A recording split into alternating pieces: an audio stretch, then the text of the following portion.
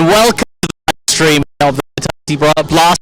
Birmingham Bears playing their third game today in the Vitality T20 Blast 22. They've already had a season first right here a few nights ago against North, and then a couple of nights ago against Derby. They're looking to be out of against Durham, who also this with one player and one. So it's going to be a very exciting game. To do join us today. Right now, it's nearly time for the top to take place, but we've got a fantastic coverage today of this game. Some big stars in action. Paul Matt 100 just a couple of nights ago. Performance from the spinner as well. Danny Briggs, outstanding form, 2 wickets in an over, very, very crucial over, of course, that we saw in the previous game, and we saw Jake Lintott. Well, I hear that we're nearly ready for the toss, so let's go out to the middle.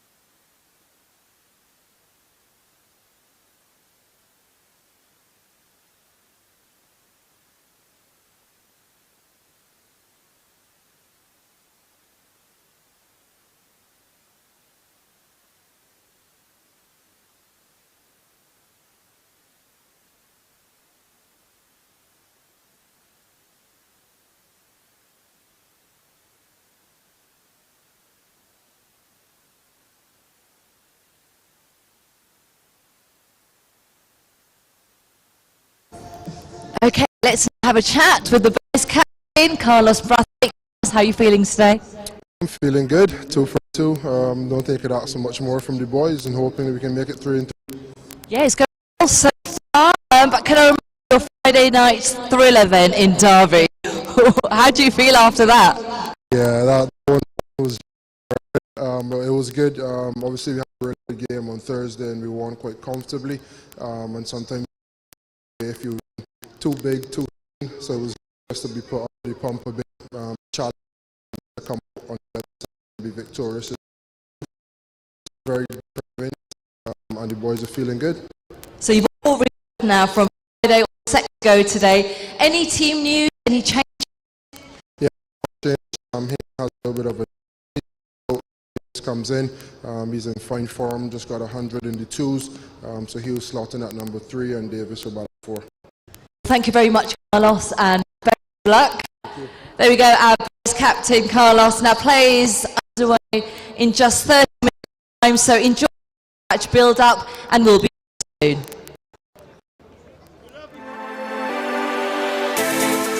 Edgbaston for everyone is really simple. It's about making people feel safe, relaxed and welcome. That's fans that come to watch the cricket, young cricketers coming through our pathway, and those who make it as professionals. It's the people who work here in the offices and behind the scenes at the Cricket Centre and Portland Road. Really, whoever you are and however you're involved with Warwickshire and Edgbaston, you should be able to relax, enjoy and thrive when in our company, regardless of age, ethnicity, gender, religion, sexuality or disability. This isn't something new. We've worked hard over recent years to create this safe, welcoming environment, but it's clear that we haven't done enough, and recent events have given us fresh momentum to keep tackling this important issue. So whilst you need a plan to drive change, and that's the purpose of the Edgbaston for Everyone document, we deliberately won't get on our soapbox and shout about glossy strategies. We do think that real change comes from small improvements to people's everyday lives that over time mean they can honestly look back and say that things have changed at Edgbaston, that it really is a place for everyone.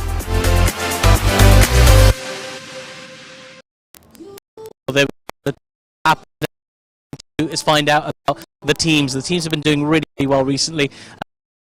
Let's look at starting 11 today. All-rounder, Noel and Dulwich Cricket Club. Adam Hose, batter, Kidderminster Cricket Club. Chris Benjamin, batsman, wicketkeeper, Walsall Cricket Club. Danny Briggs, spinner, Emery Brooks, fast bowler, Alton Cricket Club and Nolan Dorridge Cricket Club. Jake Lintott, spinner, Nolan Dorridge Cricket Club. Craig Miles, fast bowler, Leamington Cricket Club.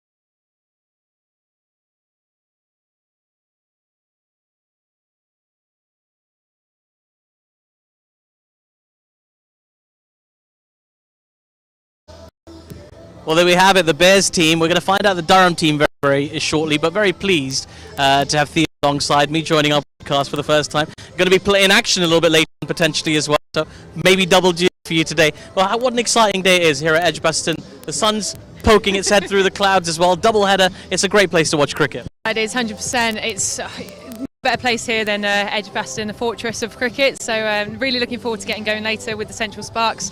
But can't wait to see the men in action. Hopefully, like you say, get a 3 today. Now we'll talk about it in a second. Start 3 perfect start. What's going right for the Sparks at the moment? Everything's just kind of coming together at the moment. So the batters are doing their job really, really well. So Amy Jones had a great night here of 80 off about 40 odd balls here a couple of nights ago, and it just seems to be coming together, which is great. Partnerships are building, girls are scoring runs, and we're playing with a lot of freedom, which is really good. So hopefully we'll make it 4 out of 4 tonight. Yeah, we hope so. That'll come later. First, it's going to be the Bears in action, who've also had a big start, sort of. Had a little wobble against Derbyshire. They gave them a little bit of a fright towards the end, but they hung in. Performance. Which are you excited to see today for the Bears? From looking at the game against Derbyshire, obviously Adam Hose scoring a good 50 and fantastic partnership with Danger. I think 98 partnership had, which is great. But in terms of bowlers, looking at Bruce and Jake Lintott, it seems to be spin game at the moment. So been very successful. Can't wait to see them in action today. They have been fantastic. I mean, Lintott and Briggs, about the pair of them. One creates the pressure, the other one cash. Sometimes that over where he took 2 wickets against Northants, it was telling really, because Northants were threatening to. I mean, it was going to be a huge chase, 209, almost an impossible chase in 16 overs. But they just reinforced that victory for the Birmingham Bears. Did Briggs and Lintott? Exactly. So it's big. No, it's a good team doing their stuff today. They're at the moment, so hopefully it will continue into this game. I took a close look at them a couple of weeks ago at Lords when they were playing Middlesex in the county championship. Looked like he was in form. We'll find out momentarily if he's going to play or not. Yeah, not taken lightly. A team away from home. They won't have Ben Stokes with them today. Probably. I think he's getting ready for Lords. But we will have some very, very stars. Bryden Carr is going to be in action. His England debut last season as well. Very, very cool. There's something about fast bowlers that's just exciting. Yeah, definitely. I mean, it's the fast bowling that allows batters to hit it very far out the ground. So speaking on a batter's perspective, no, it's great to see. I mean, some of the shots that these guys are playing nowadays, the innovation that they have is sensational. So it's great to see bowlers do what they do. As a batter myself, it's also nice to see them being successful on their side. It is, of course. That we've got Batters Union over here, isn't it? It's fantastic. Batters. Well, I mean, it's fantastic. We were talking about the performances in the previous game. I mean, Hose played some incredible shots. I watched some of the shots earlier. What do you make of them? Just incredible. Clean strike he's doing so far is again again today, but just moving clean on the left side, just in the ropes. You want to see in a case, don't you? It's T20 blast. Hose. He played knock in the previous game against with him after the game. Really nice to get over the line in the end. It probably got a little bit closer than we would have liked. But I think it just goes to show that, you're never out of the game in T20 cricket, and I think as a side we learnt a lot. Great character from a lot of guys, so I think it's really good to get those tighter games in early in the comp. We had a really good win last night, but you don't necessarily learn too much from those experiences. So those really close ones, you learn a lot about players and their skill set and obviously their character, and I think that's what we've done tonight. Do you have to give credit to Craig Miles as well? They need 6 runs from 3 balls and he delivered. Awesome, wasn't it? I mean, he's had a really good night. He had a great night last night as well. So yeah, I mean, credit to him. He showed really good character, and yeah, hopefully he can do it again on Sunday. How nervous does he get in the field as a bowling team when you know you haven't won the game, but you feel like you're controlling it, and then all of a sudden someone goes big, and wow, you're kind of up against it? I think that's the feel. Like, you know, when you're in control, it's very much, you know, you feel that, but then when the momentum swings, it's quite the opposite, and you can sometimes feel it getting away from you. But I think through those death overs, we held on really nicely, and although it was expensive, it was just a tough place to bowl, to be honest with you, tonight. So the boys did a really great job. Pleasing 2 wins from 2, but also winning the toss twice, batting first, kind of doing what Carlos wants us to do. Yeah. I think we scored 200 batting first in 2 games in a row now, so from that point of view I think it's really positive. I think we've got a really destructive batting lineup this year, and I think a lot of teams around the country would probably be fearing us, and I think it just gives us great freedom to go out and express ourselves and play a sort of a really positive brand of cricket. I think that's what you showed over the last couple of days. And how pleased are you with your performance? Yeah, really happy, to be honest. Obviously, last night, it's not too often that you're batting at 5 at T20 and you don't get a hit, but it was an absolute pleasure to sit back and watch Haney and Sterlo do their thing. But I think it's a sign of a good team when, you know, those guys don't step up and you know, other guys come through and put in those performances. So yeah. Haney and Sterlo watching you though tonight with Chris Benjamin, 98 partnership. Yeah. It really accelerated it. At one point, maybe 160 was a good score. We got over 200. You really enjoyed batting with him, both aggressive batters. Yeah, we were talking about 170 being par pre-game. That's sort of like what the statistics show. But I said to him straight away, as soon as I faced 2 or 3 balls, I said to Al, I think this is a high-scoring ground, a high-scoring pitch. So obviously, unfortunately, Al got out, but then Benji came in with great intent and always took the pressure a little bit off me. And then, like I said, when there's 2 guys going from either end, it's a pretty hard place to defend. So yeah, really pleasing, to be honest with you. Game's coming thick and fast. Another one on Sunday, double header. We're the first game against Durham. How excited you get to get back at Edgbaston? Really excited. I think those Sunday afternoon games I really enjoy. It's good family atmosphere, and obviously the Hollies is always bouncing. So hopefully the sun can shine and we can get another win.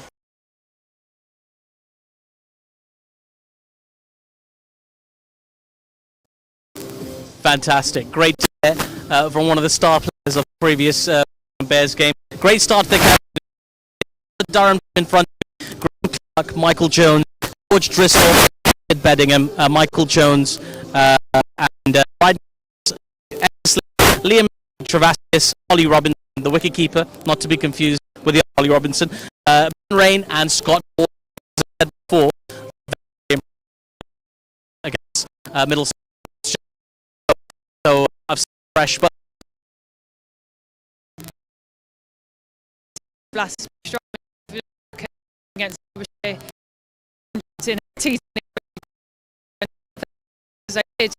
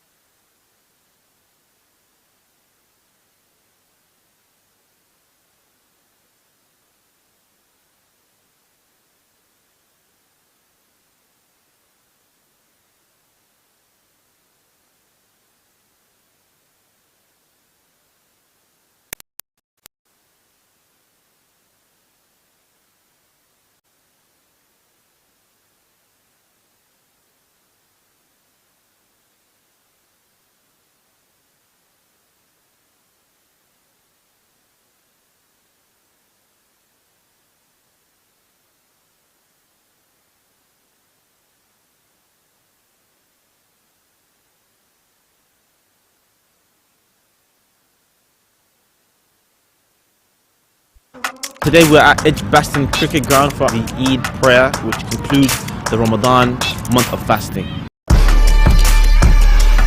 The atmosphere has been brilliant this morning. People have been fasting for a month, so to come out of the fast and be able to meet friends and family and celebrate the end of Ramadan, it is quite a good occasion.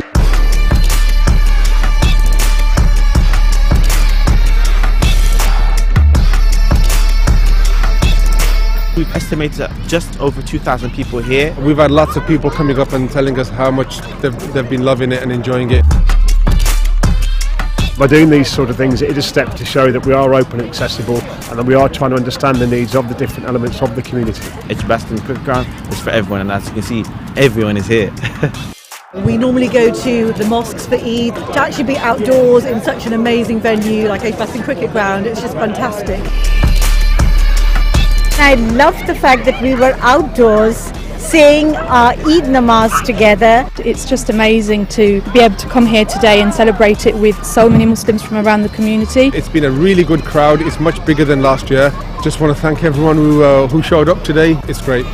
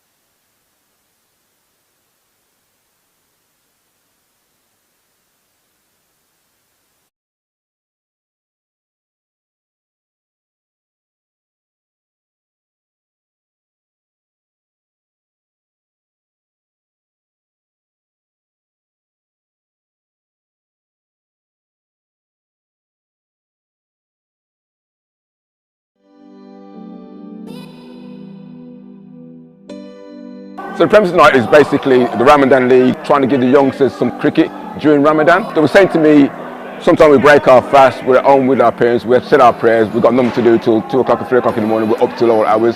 If there was any way that we could access and play cricket, we'd love to. So I thought about it. Edgbaston is closed on an evening anyway. So last year we just said, you know what, let's try it and see if it works.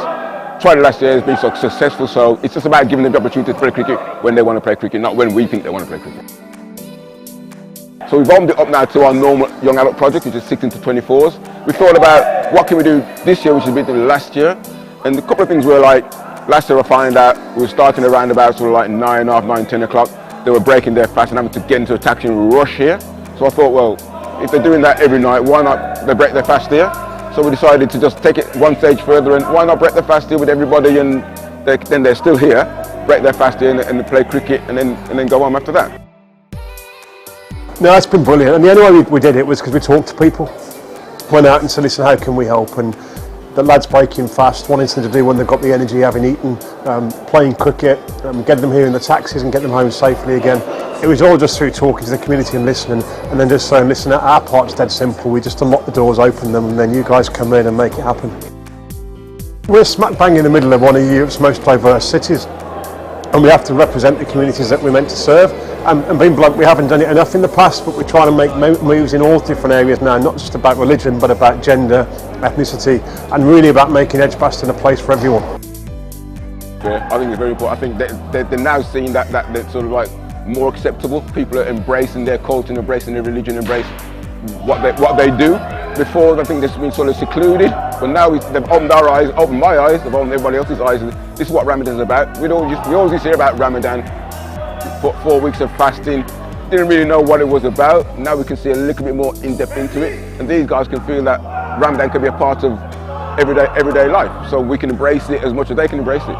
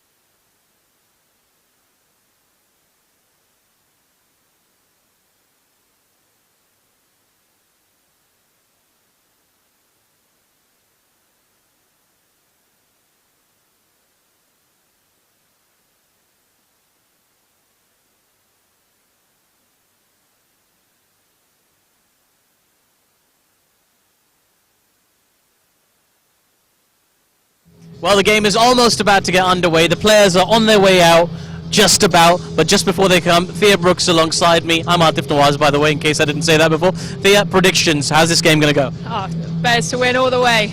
They're going to skittle out Durham. Well, easy win. Famous last words. Well, you never know. Let's see. Hopefully, the Bears will do rather well. The players are on their way out now, so let's join the action.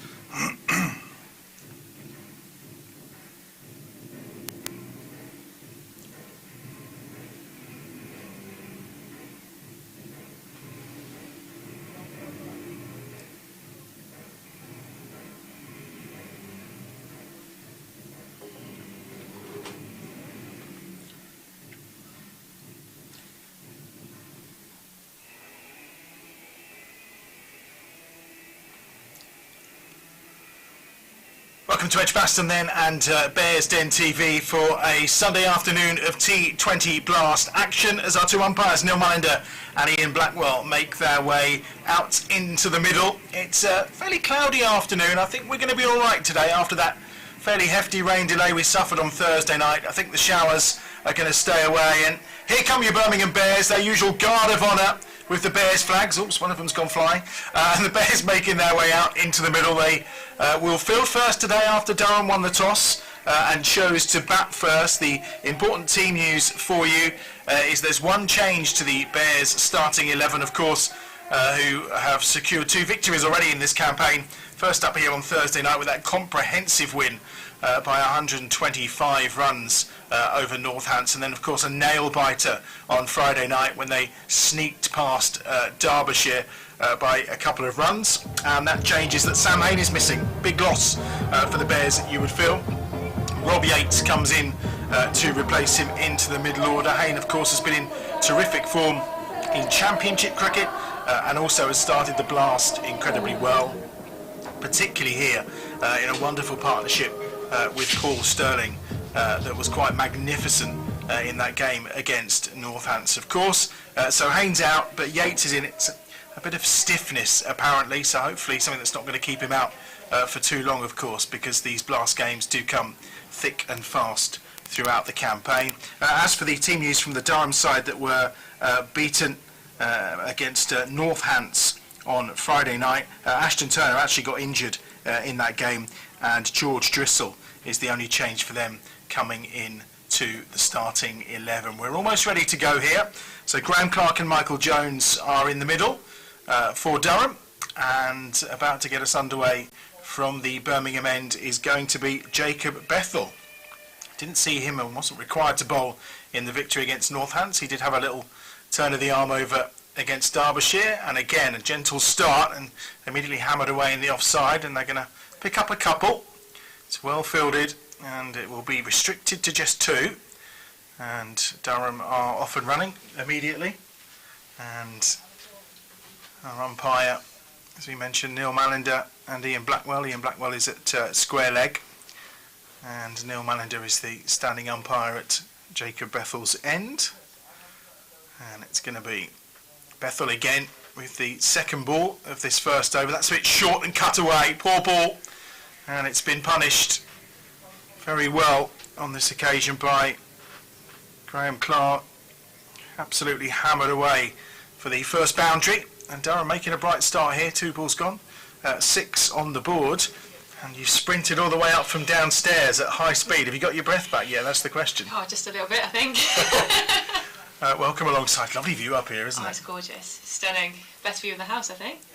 Not the best of starts, though, from Jacob Bethell. 6 without loss then. 2 balls in. He's in once more, and that's turned on to the leg side. The captain's going to do the fielding this time, and they'll restrict them to just a single. Have you been out and had a look at the wicket? You're playing later, aren't you? Yeah, we are. No, I've not had a look at the wicket, unfortunately, not just yet. I thought I'd keep myself away from it just before the lads get settled. But yeah, hopefully after the game's finished, I'll be straight out in the middle to have a look. Not your usual warm-up for a game then, this coming sitting up here. Not at all. First time, I'm really excited. 7 without loss then. First ball for Jones to face. Number 10 on his back as Bethell is in from the far end, and that's a better ball. He's just found his length there, and there's going to be no run. It's a decent start for a Durham side who are fairly inconsistent in this competition. Obviously suffered that defeat against Northants on Friday night after Northants really did bounce back after the hammering they took here by the Bears on Thursday. Bethell in once more, and down the wicket again comes Jones, but he's not really made any decent contact inside half of the bat. Just going to be another single, and 8 is the score. Brings Clark back on strike, and not a bad start here for Durham. Yeah, not too bad.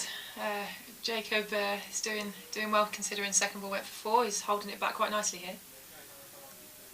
Clark just taking a moment. Obviously missing Ben Stokes from this Durham side. A few other big names missing too. No Mark Wood, as that again is played into the leg side. Of course, Potter is away with the England squad, or Potter, should I say, is away with the England squad as well. So there's a few bodies missing for them from the potential starting lineup. They have drafted in Ollie Robinson to be wicket-keeper from Kent, because he's not required because of Sam Billings down there. But that's the end of the first over then. 9 without loss, and that's a bright start. And obviously Sam Haines missing today, which is a real blow, isn't it? I know, I didn't realise until we heard Carlos speak about it at just after the toss, so it's unfortunate, especially after his knock that he had in the first game. I think he did very, very well there, so I think he will be missed, but lots of other people have stepped up with the bat so far, so hopefully they can do that again today. There really is some tremendous strength in this batting lineup, isn't there? Yeah, definitely. They all contribute in some form or another, which is really good, especially in T20. It's a definite help. It's going to be Henry Brooks who's going to bowl from the pavilion end, and again catches the inside edge of the bat onto pad, and there's no run. And having had last season out, Henry's certainly come back firing this time round. Yes, he's looked really good at the moment. Got a few wickets under his belt. Like to think another Brooks with me, which is good. No relation? No relation. There's a few of them around here. Yeah, there are a couple of them. But the ES, that's the best way to spell it, the right way to spell it. He's in again, Henry. Sun now out here at Edgbaston. Oh, that's a lovely cover drive. That's a beautiful shot. Really nice. 4 runs. He's over pitching a little. Gave him a little bit of room to play with as well. Oh, especially when you haven't got a deep cover. I think slightly a bit too full outside off, it looked like, from here. But yeah, he just needs to sharpen up that line a little bit more. On to 13. Really bright start here from Clark, who's moved on to 12. And eventually the ball working its way back to Carlos Brathwaite, who is just speaking to our umpire Ian Blackwell. Not too sure what that conversation's about. Surely he can't get out of shape already, or he's not happy with something. Yeah, we'll see. It'll be interesting about what that conversation was. Looks quite happy, smiles all round. He's always smiling, isn't he? Oh, yeah. He's taking his time about this. He's giving it a good shine. Henry Brooks is going to make Graham Clark wait. 13 without loss. Third ball of the second over. Makes room for himself. Same spot. Nothing wrong with the ball really that time, but that's just good work from Graham Clark. Yeah, I'd say it's definitely more just skillful batting. The previous ball definitely over-pitched by Brooks, but that one's slightly better length. But yeah, moving around the crease, he's able to give him some space to hit that through the covers once more. But yeah, definite field change now. I think that's Lintott dropping out onto the boundary at deep cover. Scored 54 or 30 delivers on Friday night in that defeat by 31 runs to the Steelback, so he's in good nick, and he's on to 16 here. Durham on to 17. Brooks again, slower ball this time. He's caught that up in the air, and that's going to be out. Very clever from Henry Brooks, and he takes care of Graham Clark this time for 16.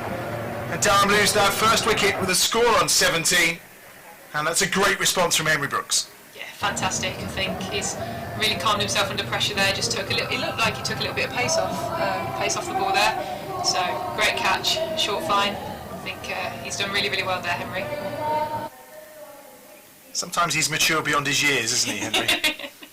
No, definitely. It's what makes him a quality bowler. He's obviously getting hit for 2 consecutive 4s.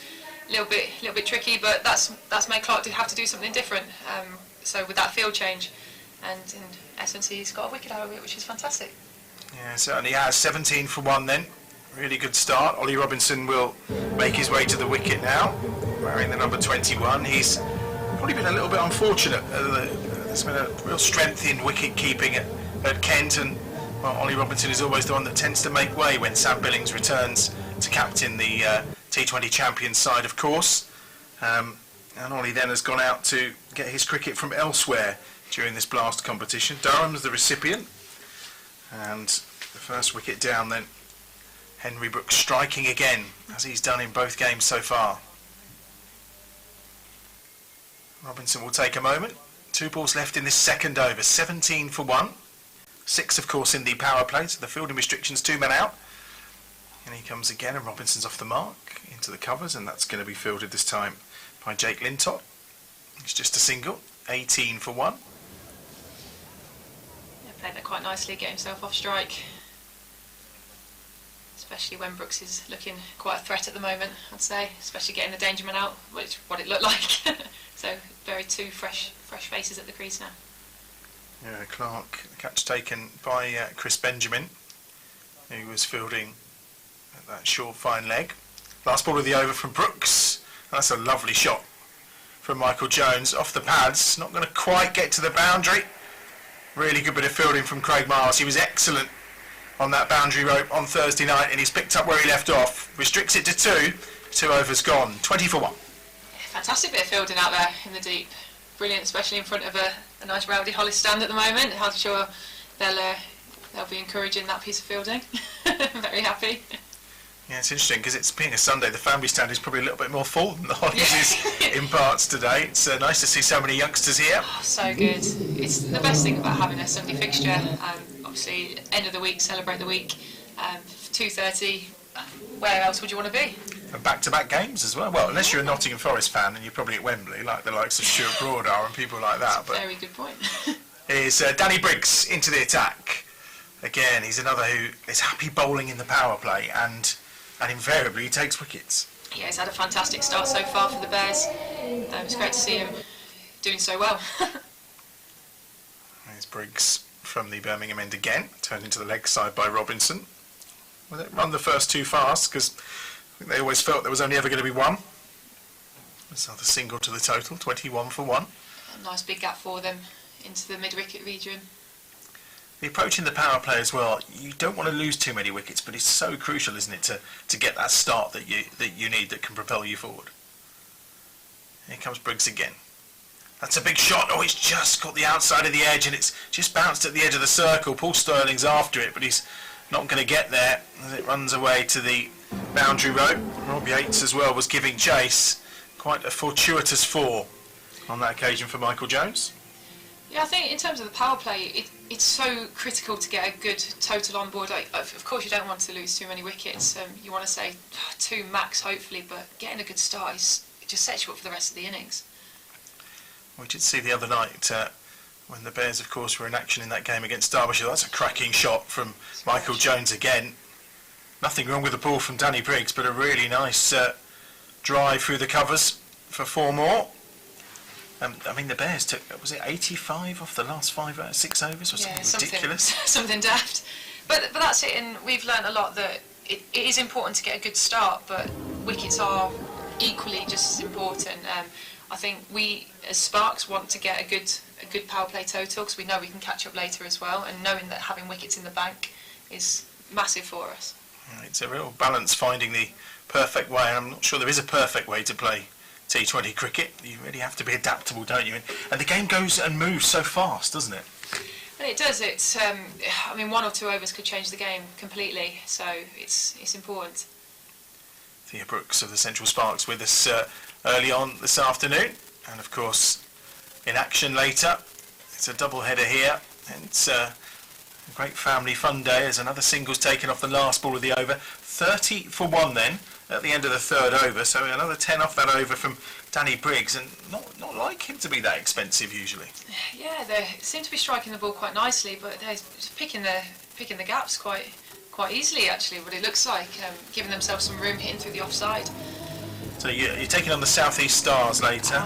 Yes, are they tricky? They're a very good team. They won the Charlotte Edwards Cup last year, so they've got that to hold and live up to. However, we beat them away at Guildford a couple of weeks ago, I think it was now, and so yeah, we're hopefully getting 2 from 2 from them. 4th over, Henry Brooks to continue, slower ball.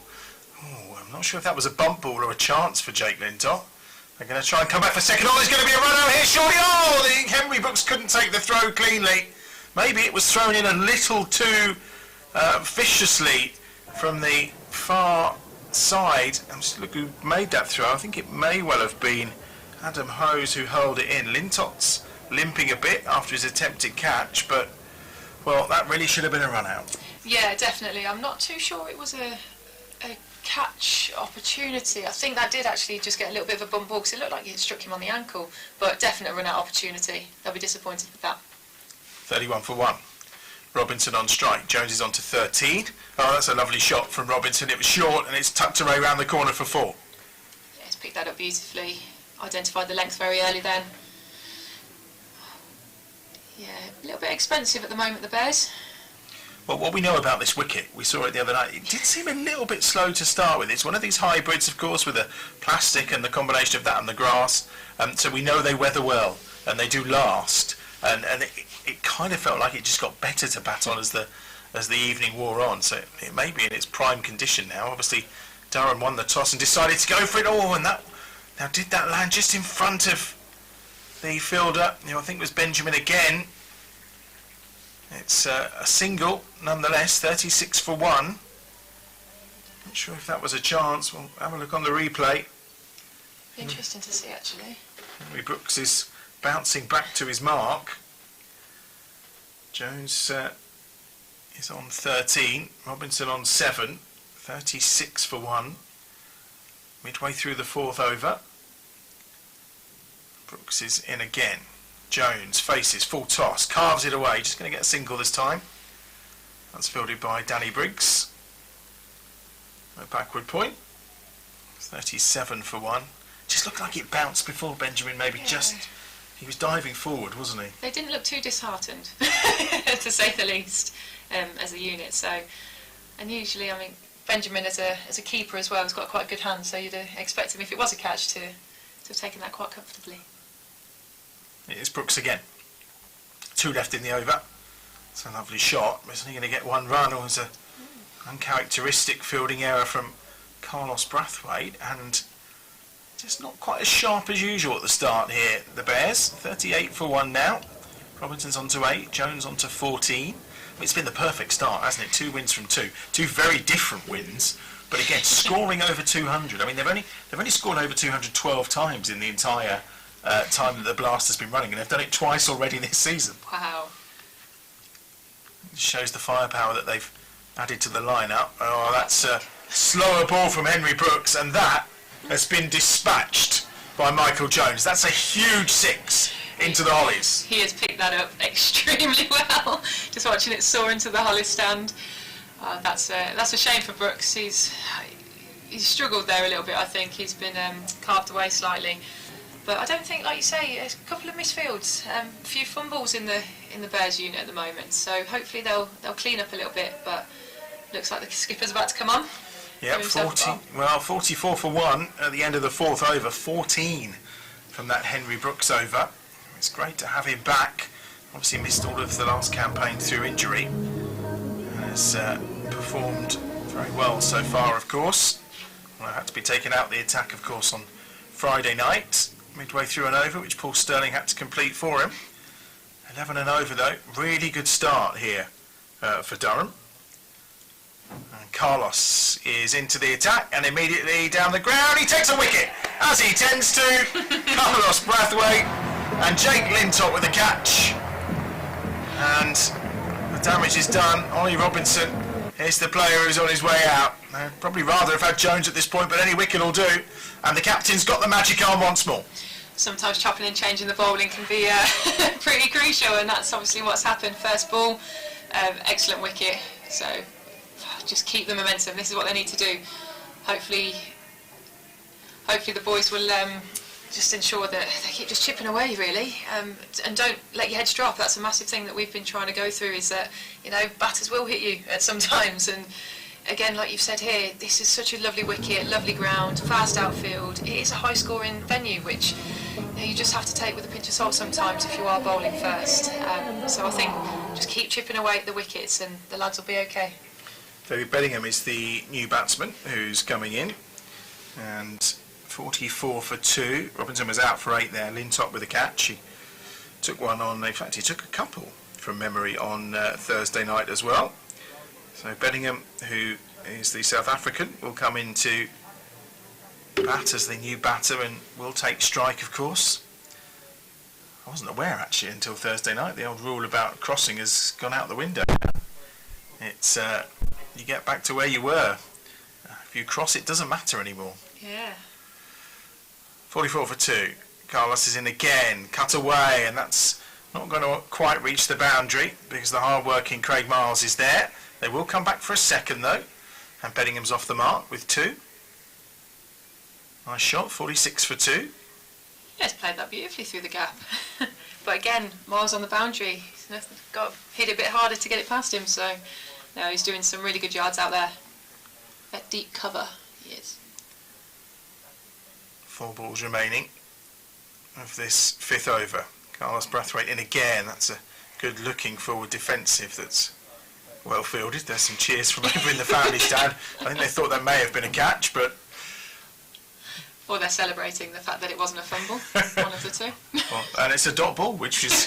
we've not seen too many of those so far. Great start here for Durham. 46 for 2. 3 balls remaining in this 5th over. In again and just turned onto the leg side. Just going to be the one. I'm shy at the stumps.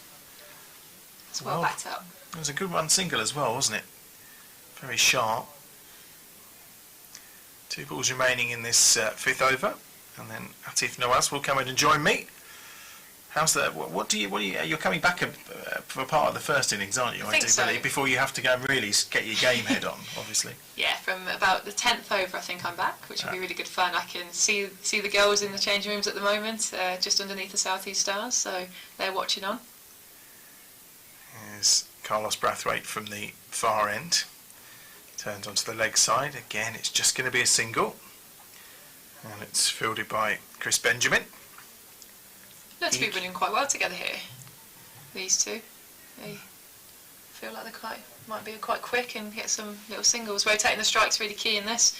They're capitalising on those boundaries as well, and then rotating the strikes even better. 48 for 2.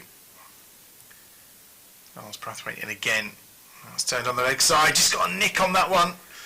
And it's gone very fine for 4. And the 50's up. 52 for 2 then. And it comes at the end of the 5th over. And Carlos may have done the damage with the ball, but runs still flowing. 52 for 2 then, 8 in total. He will come back and join us shortly.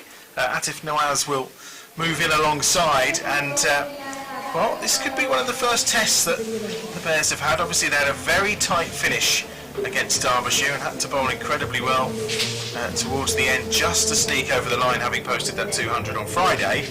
But this is a very good start. 1 over left in the power play, 52 for 2. Durham are going well. They are. Good afternoon. How are you? Yeah, we're going well, very good actually. I mean, we'd rather a few more wickets down and a few less runs on the board, obviously. But yes, of course. You know, as entertainment goes, it's not been bad. Carlos coming on with his first ball and doing damage as usual. Absolutely. Well, here comes Miles now. He bowls into the pads of Jones, who works us into the leg side of that square leg region. They run through for a leg bye. Yep, there we go. The umpire tapping his thigh, letting us know it's a leg bye. And have you been, Adam? Have you been well? You're not affiliated with any football teams or anything like that, are you? Mine are done. Yeah, mine are done good, for good, the season. So you're okay. You're not one of these endless parade of sad faces I had to see yesterday. No, but to be fair, I did just sit and watch football yesterday. But you know, it was quite entertaining, the National League playoff game. So it goes, Miles. This is short. It's been cut away nicely by Bedingham to deep backward square for a single. He's a very talented player. Is Bedingham, as is Michael Jones, of course, the Scotland international, originally from Lancashire, but plays for Scotland, 8 international games for Scotland as well, for Michael Jones. Graham Clark looked in very fine, Nick, actually. I was quite pleased to see the back of him, I won't lie. They've come out firing at these Durham batters. Miles in again, down the track, and they're taking the top edge, and it carries, and the catch is taken at mid-on. Well, it was a short ball. Jones looking to pull that into the holly stand, only gets a top edge, and it floats over to the fielder at mid-on, and it's a comfortable catch in the end. Durham scoring the runs quickly, but they're also losing wickets. 3 down now for 54. Yeah, Henry Brooks taking the catch as he dived forward, and it looks a very good wicket, but that's not the first ball that's just kind of has caught a top edge and flicked up in the air. But Brooks, it just carried nicely. I mean, I love the intent that Durham have come out with. The only question I would ask, as we always say, losing this many wickets early up, have they got the depth that, for example, the Bears have when you get into this scenario? 3 down in the power play. We know what the stats say about 3 down in the power play. Yeah, we do indeed. You lose 80% of your matches when you lose 3 wickets in the power play. That's the stat, in case you're unfamiliar. how could you be at this stage? How could you be? 20 years of T20 cricket, we all know now. As Eckersley's the new batter who's going to come out to the middle, Ned Eckersley. And he'll have a little chat with David Beddingham, weigh up the situation. It'll be interesting to see if they continue to attack in the power play. I mean, that's what Durham have tried to do, take advantage of this excellent surface. And, well, it's been a bit of a double-edged sword for them. Good runs, good start, as we say, excellent run rate, just under 10 and over at the moment, but also 3 wickets down already. We do know that they bat quite long to Durham. Paul Coughlin still to come. Bryden Carse obviously can bat. Ben Rain, very impressive a couple of weeks ago against Middlesex. Now then, in comes Miles. That time there's a big appeal for LBW, and he's been given! Miles is on a hat-trick. 2 wickets and 2 balls. And Durham's power play has gone from good to bad to pretty dreadful now. 4 down for 54. Just shows it can all go wrong. This is such a fast game, isn't it? All it takes is a couple of moments like that. Craig Miles has found a really nice line, a really nice length. He got carted at the end of that Derbyshire game, but he's come back today, and I mean, that's fantastic. And hey, look, we almost had 6 sixes Thursday night, and here we are sitting on a potential hat-trick. I love this, Adam. I love this game. Things can change, as you say, so quickly, as they have done here. The Bears all huddled up.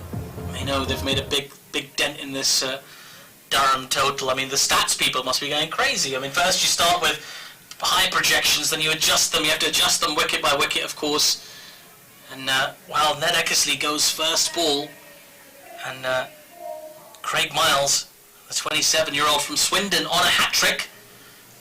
Paul Coughlin is the batsman who will come out to face it. It was interesting. I obviously I like my busman's holiday, so on Friday night I was flicking not only around watching the Bears stream from the Derbyshire game, of course, I was also taking in a bit of Yorkshire against Lancashire. And the speed at which the game just in seconds, it just changes, doesn't it? It's extraordinary. As a captain, I don't know how you can keep up with the way the pace at which this game moves. Even as somebody watching. But in any case, let's focus on this now. Craig Miles on a hat-trick. In he comes to Coughlin. Big high backlip from Coughlin. In comes Miles, and that's been driven beautifully through the covers for 4 to the extra cover boundary. Well, you don't always see a beautiful cover drive on a hat-trick ball, but there you go. The unpredictability continues as Durham move on to 58 for 4 with 1 ball to come in the 6th over. Yeah, it was well taken one-handed, but I remember the crowd actually as it bounced up off the rope in the stand away to our left-hand side. So, last ball of the power play. And another fielder going into covers. I was going to say, yeah, just a little shift. He's not been frightened to change the field. He's not even going to position yet, but Miles wants to get in already. He's running into bowl.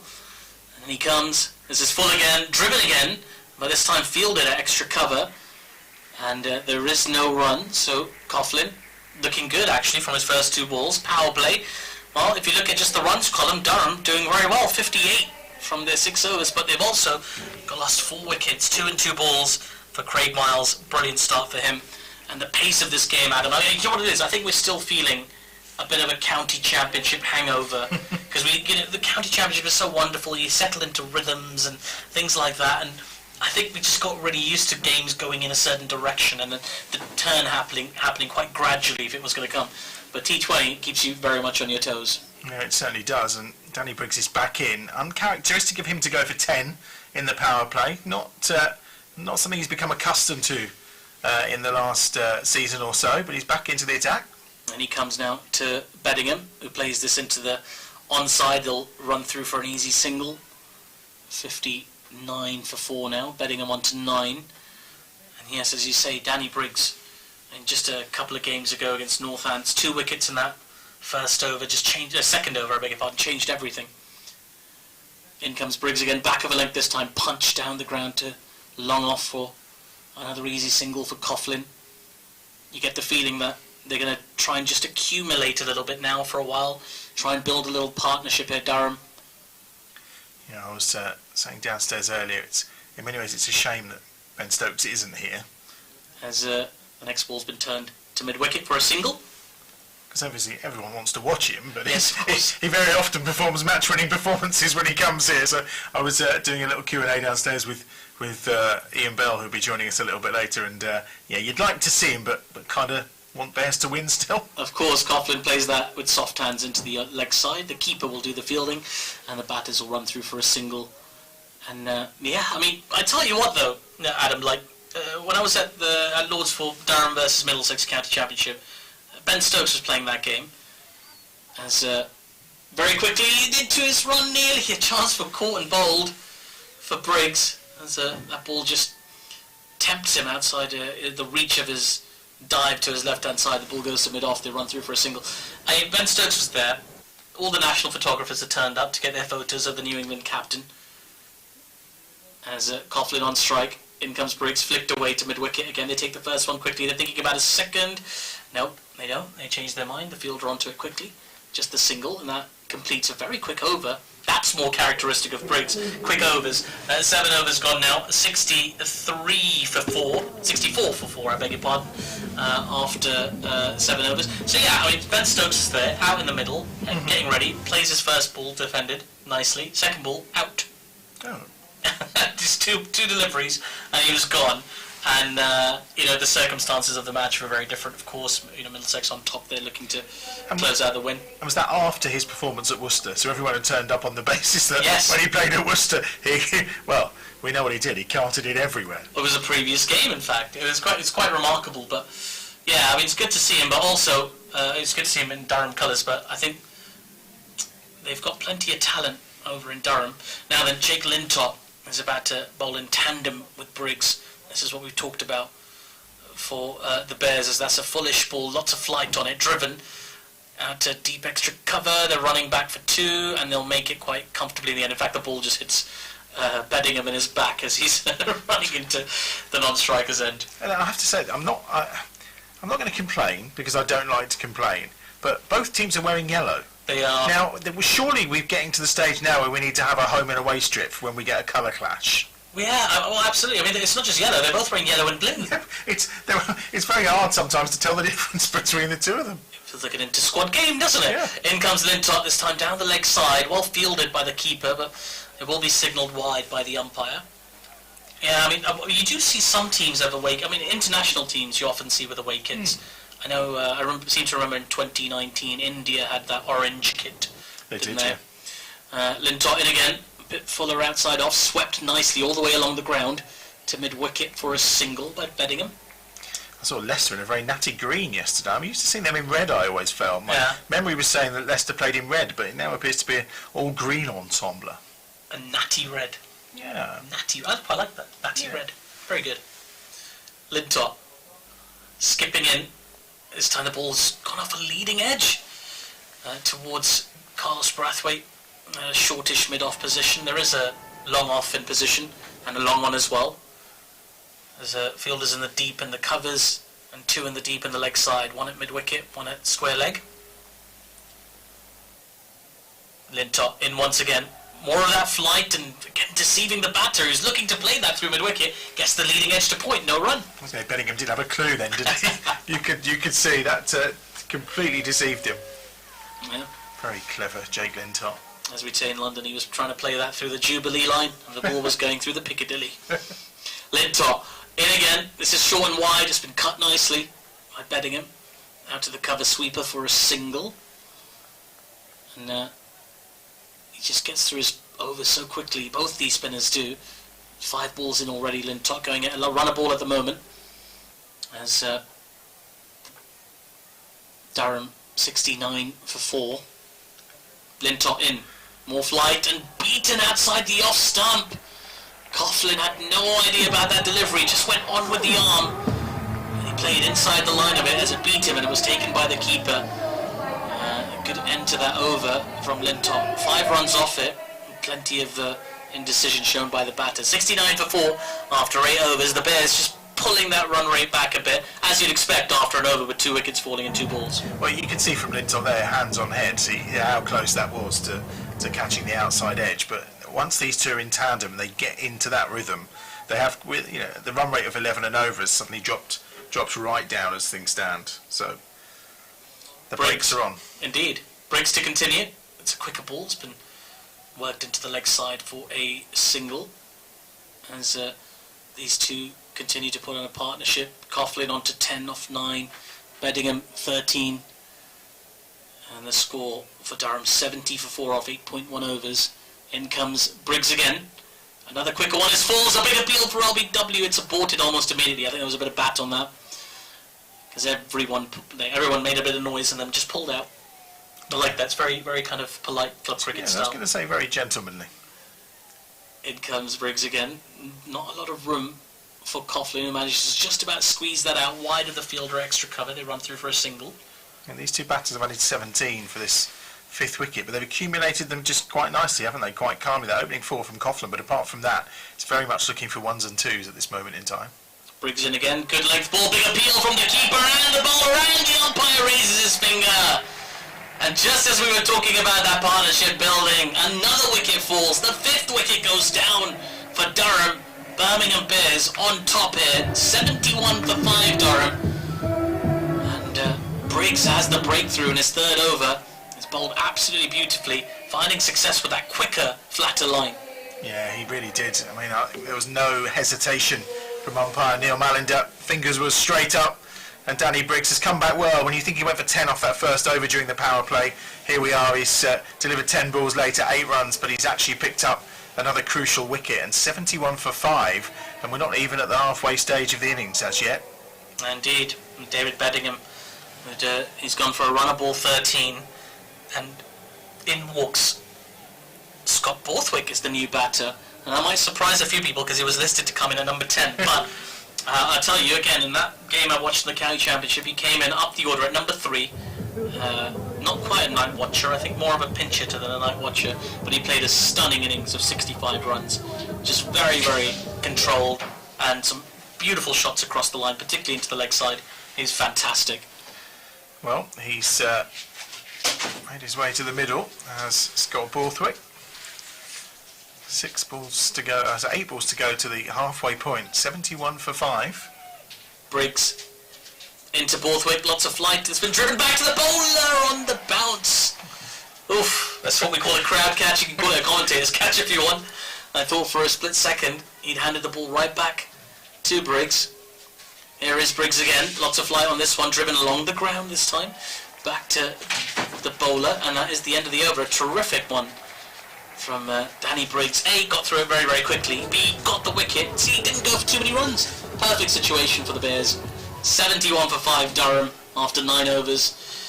Is it fair to say they're in a bit of trouble here, Adam? Yeah, I think so. I mean, just 2 singles off that over and the wicket as well, which is obviously causing the problem. Prior to that, Lintott only went for 5, so they've really just started to dry up the runs. I mean, interesting that Lintott's going off, having only bowled the 1 over, but maybe this is a good time with a new batsman in to put Jacob Bethel back into the attack after he opened the bowling, of course. Absolutely, slightly more comfortable for Jacob Bethel. It's good to see him involved in this T20 side. He's been so impressive in those second 11 games, the warm-up games, and of course for the England under-19s team. He's only just turned 18, I've been told. Yep. Very recently. Jacob Bethel. He's taking a minute. There goes that crowd horn. The fans having a great time here at Edgbaston. In comes Bethel. Good length ball, slightly flattish. It's been driven down to long off for a single. I think about a second for a split second, and then think better of it. Jacob Bethel. Just making sure his hands are nice and dry, rubbing the surface. You see that a lot on moist grounds. A lot of rain about in the Birmingham area yesterday. It's been nice and dry today, and even seen the sun a couple of times, Adam. Oh, did you get rained on yesterday? No, I was indoors mostly, but I didn't see the rain falling. Yeah, it was quite dry. I'm only about 12 miles outside. It was quite a pleasant old day yesterday. I was bang in the middle, mate. Bang in the middle of Birmingham. In comes Bethel. Lots of flight, almost a full toss. Good bit of dip there, actually, as it's been driven by Borthwick, just wide of the fielder at point. They run through for a single. You know what you need, don't you? You need my snow radar app that guided us through Thursday night so perfectly. Then yesterday you would have known when that rain was coming. You'd have been safe to go outside. I hope you're on commission for this app, because you've done such a wonderful job promoting it, I tell you. It's at some point this season you'll convince me. Full, driven, down to long on again. Long off, I beg your pardon, for a single by Coughlin. 74 for 5. That's if when you're off doing your important stuff for TMS and all those kind of things, you probably have a weather person there just to guide you anyway, so you don't need an app. But obviously we need that kind of assistance. There's nothing more important than Vitality Blast. I mean, there's other things that are more important, but this is very good as well. Of course, in comes Jacob Bethel. There's a big sweep attempted, a little under edge on that perhaps from Borthwick. There was half an appeal from everybody. No, it was off the pad. It was probably outside the line of off stump, I would suggest, from my vantage point, but nice bit of flight. Good to see Bethel giving the ball some air, backing himself. Right, run rate of 11 and over is down to 7.8 now, so they really are putting the hold on Durham. Bethel in again, this time dab to short third. They're going to run through for a quick single fielder, slightly slow onto it, but good awareness from Borthwick and Coughlin. And I'm telling you, Adam, at some stage today, you're going to hear that you're going to see some fireworks from Scott Borthwick. Do you think so? It's more than I was quite surprised, but almost pleasantly surprised by his skill set. Really, he's just so controlled in his aggression.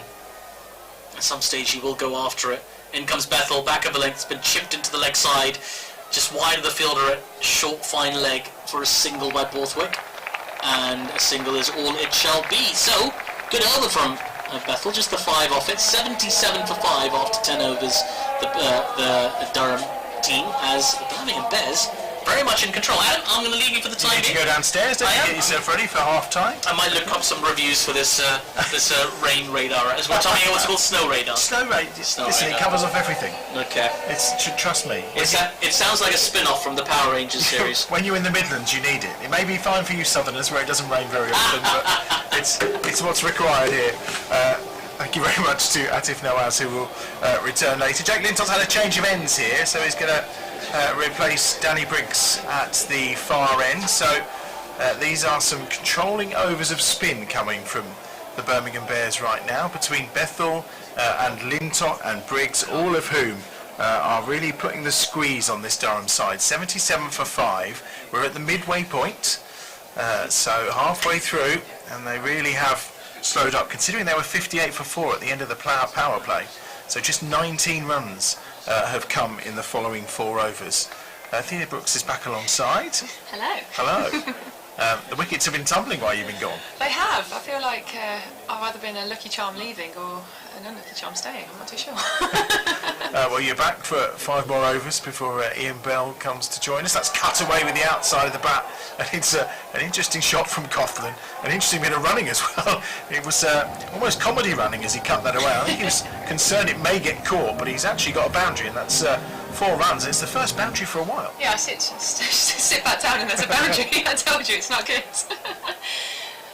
No, it's been a great start for the boys. Great comeback actually. Coughlin's on to 18, and he's on strike, and Lintott a little bit short with that one, and it's pulled into the leg side. Oh, and there's a misfield. Well, we talked about some fielding errors earlier. Adam Hose, that's so unlike him. He was just coming in to pick that up from the long on boundary, and it's just gone through his hands. He's 7 or 8 yards in from the boundary rope, and it's gone for 4. Yeah, I'm not too sure what happened there actually. Did he just not get down as much? Yeah, he's just gone straight through him, unfortunately. I don't think Lintott will be too impressed, but it's next ball. Yeah, right, London buses, no boundaries for ages, and 2 come along at once, and Lintott, well, I think he thought he caught the outside edge there. Certainly Alex Davis did go for the stumping as well. There was every conceivable dismissal being appealed for by Alex Davis, and in the end, umpire Neil Mallender is unmoved by any of them. 86 for 5, and we are 2 balls away from the end of this 11th over. Lintott again just turned on the leg side. They're going to sneak a quick single, and again important to keep the runs ticking over, isn't it? It is definitely, and I was just overhearing you earlier, starting off with 11 runs and over, and then we've managed to bring it back down. I think they're ticking along at 8 now, but hopefully they'll continue just putting their foot on the throttle and just hold them back a little bit. So don't let them tick over as easily as they're doing. 87 for 5, Coughlin on 23, Borthwick is on 3. In comes Lintott, and that's down the leg side. That's going to be a wide. Attempted sweep from Borthwick, and Atif has told me that he's going to kick off Borthwick, and we'll start slamming the ball all around the place at some point. Brilliant. He's fantastic. So we'll hold him to that. Lintott's in again. Borthwick pulls that one away with power into the leg side. Going to be well fielded by Miles again, and that's just going to be a single.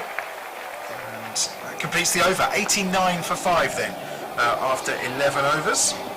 And 12 off that over, so a little bit more expensive than we're used to from Jake Lintott. Coughlin's on 23, Borthwick's on 4, and here's the thoughts of Thea Brooks. Yeah, it's looking really, really good at the moment. Obviously, just sat down to go for another 12, not ideal, but from the 5 overs that I was away, they picked up a fair few more wickets, which is fantastic. I think the Bears, they're doing really well at the moment, the Bears. They have brought it back, especially after a tremendous start that Durham had. But I think they just need to sharpen up their fielding a little bit more. They've taken their catches, which is great, but they're just ground fielding. It's not as sharp as what the Bears would like at the moment. So hopefully from in on, we'll just be a little bit better. I think they'll change of plan here, because Danny Briggs had given his cap to the umpire and was ready to go. Then he and Carlos Brathwaite had a conversation, and there's been a change of caps in the umpire's hand, and Carlos is coming into the attack again. Just the 1 over so far, 1 for 8. We've had a spell there of 4 or 5 overs of consecutive spin. Danny Briggs has only got 1 left. That may be the defining factor as to why Carlos Brathwaite has returned from this pavilion end. And immediately he's cut away by Borthwick, fairly straight though, and it's going to be fielded on the boundary by Craig Miles again. They will come back for a second as the throw comfortably bounces into the hands of the skipper. 91 for 5 now. Yeah, as mentioned, Miles has been doing some great fielding on the boundary down in front of the Hollis, and I think Brathwaite coming on early doors, taking his first wicket off his first ball of the over. I think that's really good, so maybe this change might bring something a bit different for the Bears. Borthwick's on to 6. Durham 91 for 5. Better ball, straighter, and fields off his own bowling. This is Carlos. Yeah, it doesn't seem to be anybody on the ring in front of the wicket on the leg side, so that area in there is all Carlos's. I believe they'll be working hard to maintain no 2s in the outfield, the boys on the boundary down there. Yeah, we saw this on Thursday night, the way they set the field up for him. Very much looking to enforce the offside. And Borthwick is on strike again. That's short and pulled, and if you're going to have a field like that, you can't afford to bowl like that. That's 4 runs. Unfortunately not. He's powerfully struck that just in front of square leg, broke the gap in there. That's a very good batting, that. Yeah, I think having this field, you like to think, especially with a left-hander, you want to be bowling the ball into the pads. Just don't let him free his arms up, obviously, as he's trying to do, but that was just a little bit too short on his hip. He's managed to pull that away. Yep, the invitation was there, and it was taken by Borthwick, who's into double figures on 10. This time, more to plan, outside the off stump. Restricts to a single, which is the plan. If they can do that, they've got some of their best fielders out on that offside, of course, and with the left-hand, right-hand combination. A bit of changing round to do as Coughlin comes on strike. It's a good thing about having left hand, right hand. We've got that quite nicely actually in Sparks. It makes the fielders have to stay switched on. They've got to think, and even just moving around up and down every ball is quite tiring. So, no, it's good to have that combination in the crease. That means there's a slight change of thinking here for Carlos and change of direction. 2 balls remaining in this, the 12th over. It's a good ball, just nudged into the leg side. They're going to try and take a second here off Carlos fielding his own bowling, and he's hit the stumps and again eagerly just dancing around. I think it's Coughlin who's thinking to himself time and time again there's a chance for a second, but only a single in the end. 97 for 5. That's always the best way to be if you're constantly busy at the crease, always looking at making those 1s into 2s, because you never know, anything could happen on the field, as we've seen, especially the odd fumbles that we've had. So looking for those 2s is a great option for him. Last ball of the over, Carlos is coming round the wicket to the left-hander Borthwick. Short and Borthwick just plays that into the offside, and they'll grab another single, and that will complete the 12th over of the Durham innings, and they will move on to 98 for 5 with 8 overs remaining.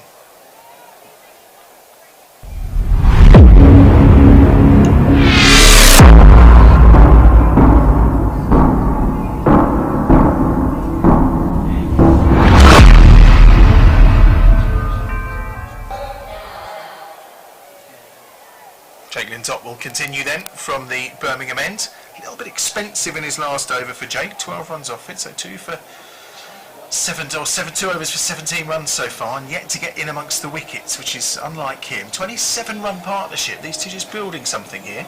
They are. It's going to be important for Lintott here, just to either restrict them or find that breakthrough. I mean, he's been so good and so consistent at taking wickets so far in the competition that hopefully we'll see something come through now.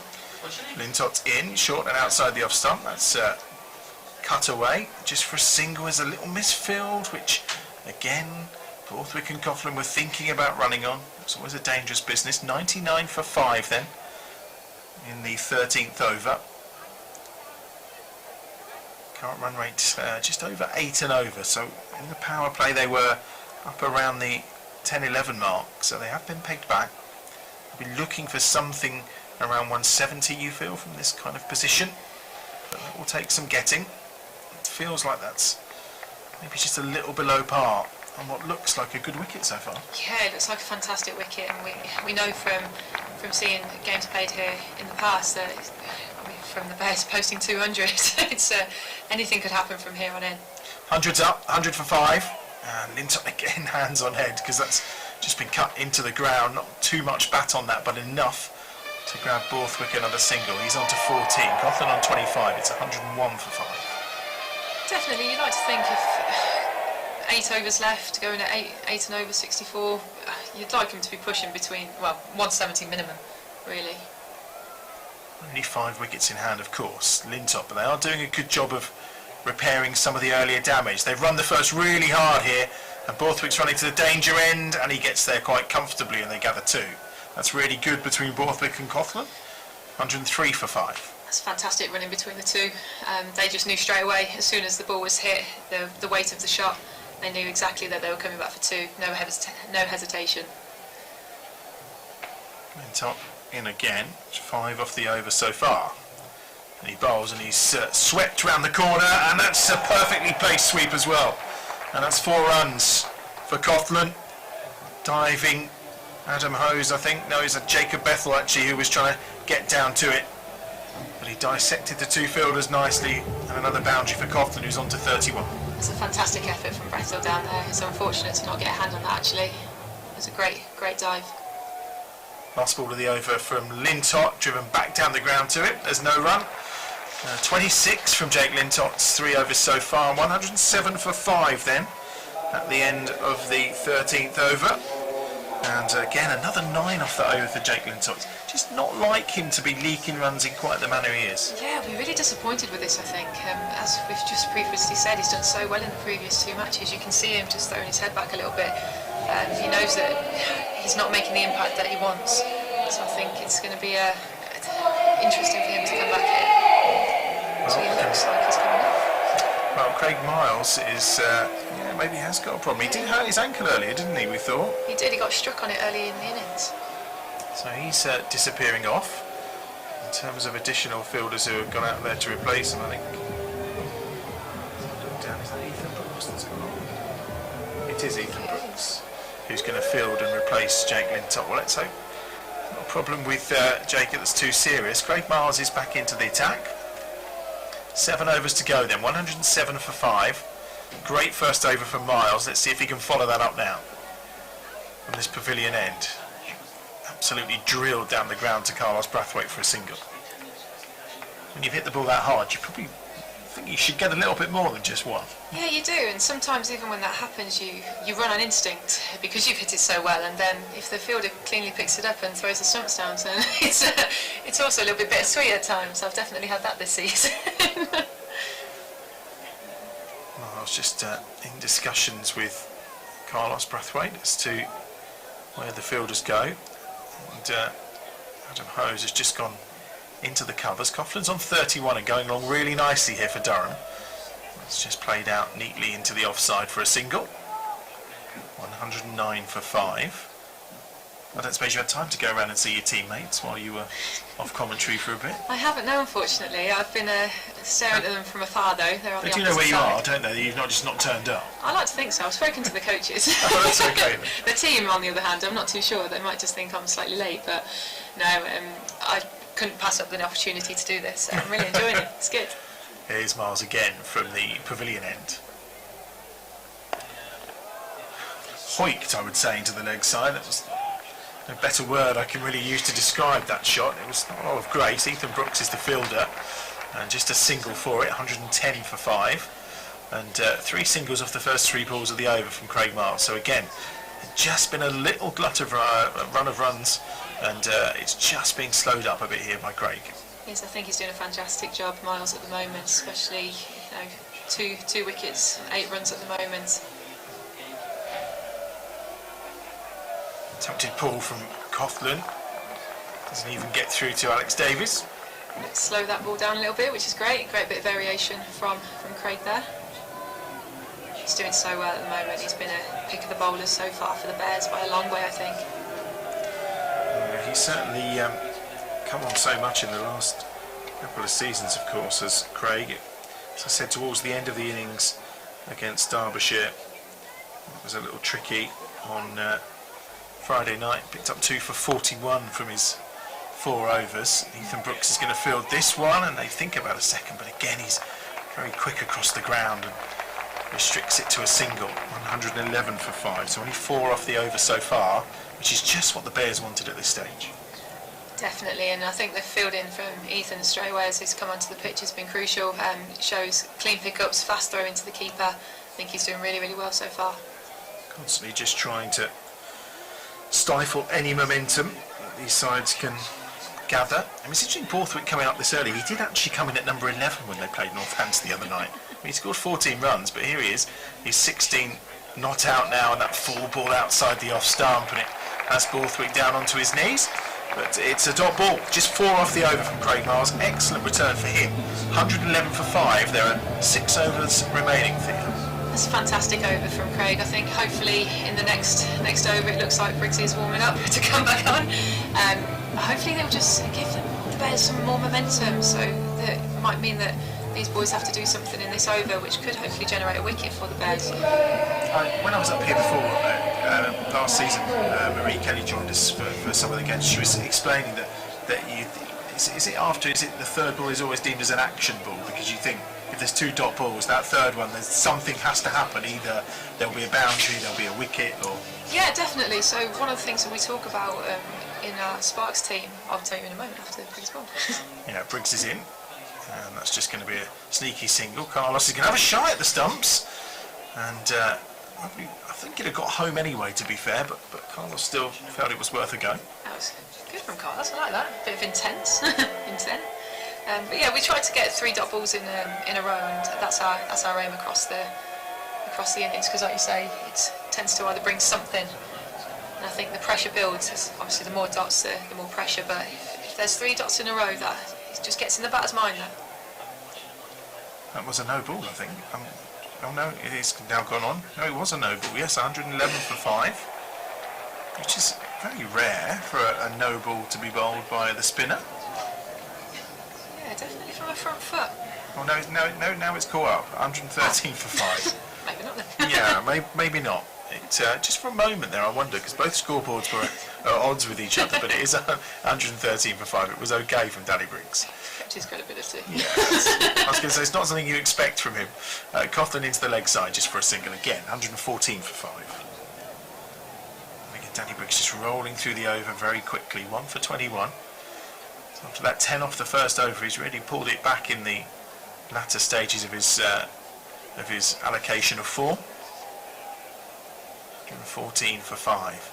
Comes down to Borthwick's going to be out here. Very easy catch. Very nicely taken at mid-wicket. And he's gone. And the breakthrough comes for Danny Briggs. Borthwick's out for 17. Jake Lintott with a catch. Who's back on the field, so the problem can't be too bad. And it's a 6th wicket down, 114 for 6. I think Craig Miles has got a big role to play in that, like we said. Obviously restricting them to minimum runs in the previous over. I think how many runs was it in the last over that day? Just 4. Just 4. So doing that, he's made something happen, which is brilliant. So looking to capitalise on Danny Briggs' over, and he's just been caught in the deep. So I think Craig Miles got a lot big part to play in that role. Well, there's 2 balls remaining in this over, and a little drink required out there for Coughlin, who's on to 35. And it's going to be Bryden Cast who comes in, of course. Made his England debut last summer in the ODIs, and he's coming out here. He can whack a ball, to be fair. He's coming at an interesting time, just over 5 overs remaining, 114 for 6. We've only got you for 2 more deliveries, and then it's time to go and prep, is it? Yeah, I mean, it's I'm going to join the team. Join the team after I've finished here, but I'm sure you've got some good company coming in next. Oh, I think. I mean, Not too sure. he's all right, isn't he, Ian Bell? You know, he's done a bit in the game. He might make a name for himself. Only partially. Briggs is in, and that's back down on. It was a chance. It was in the air from Cars immediately. Briggs diving to his right. Wasn't far away, not quite fingertip stuff, but only a single. 115 for 6. 2 for 22 now for Danny Briggs, and 1 more ball in his spell. Coughlin's on strike. He's on 35. And Briggs from the far end. Swept into the leg side. Just going to be a single. And that completes the 15th over with the score 116 for 6. Dean, it's been a pleasure. Cheers, Good luck. thank you so much. Good luck later. I hope it goes well. I appreciate it, thank you so much. I'm really enjoying myself, thank you so much.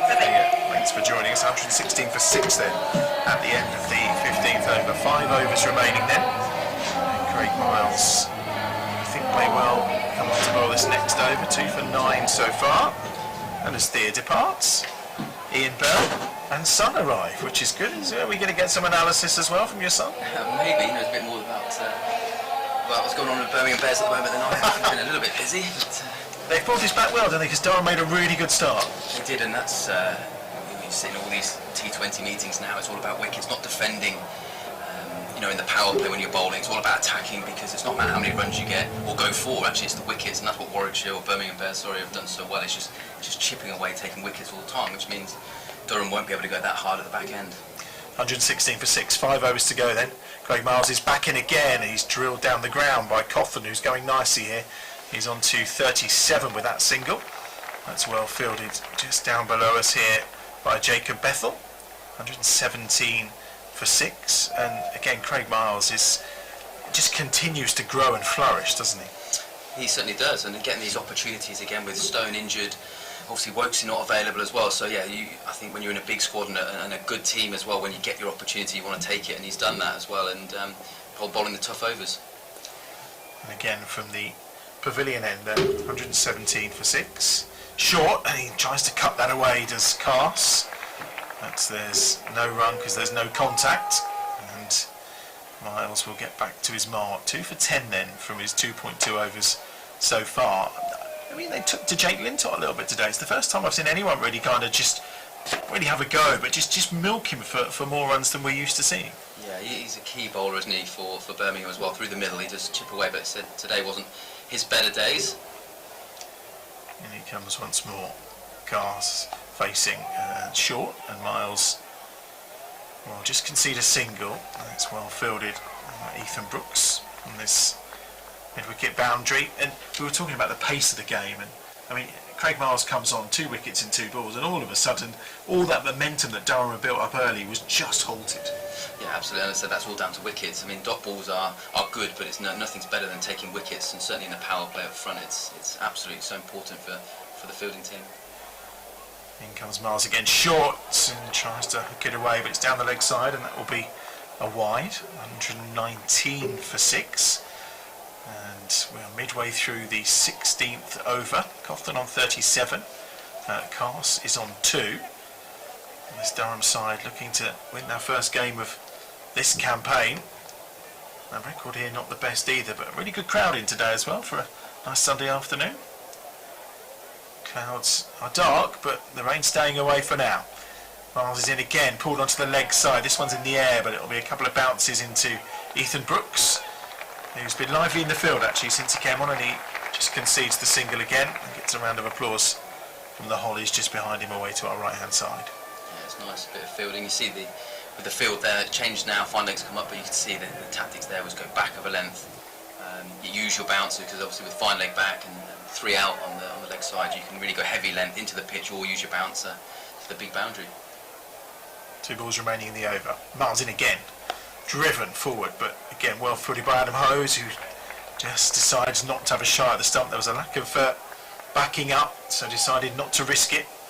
Cawthon on to 38, 121 for 6.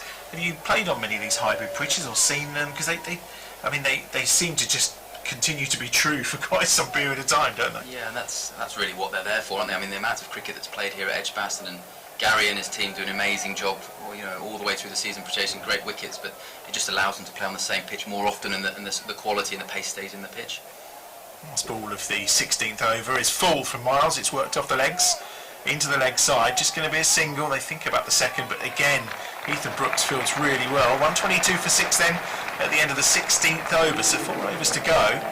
And I mean, on a wicket that the other night produced, over 200 runs in 16 overs, it feels like they're potentially going to end up a little bit under par here, doesn't it?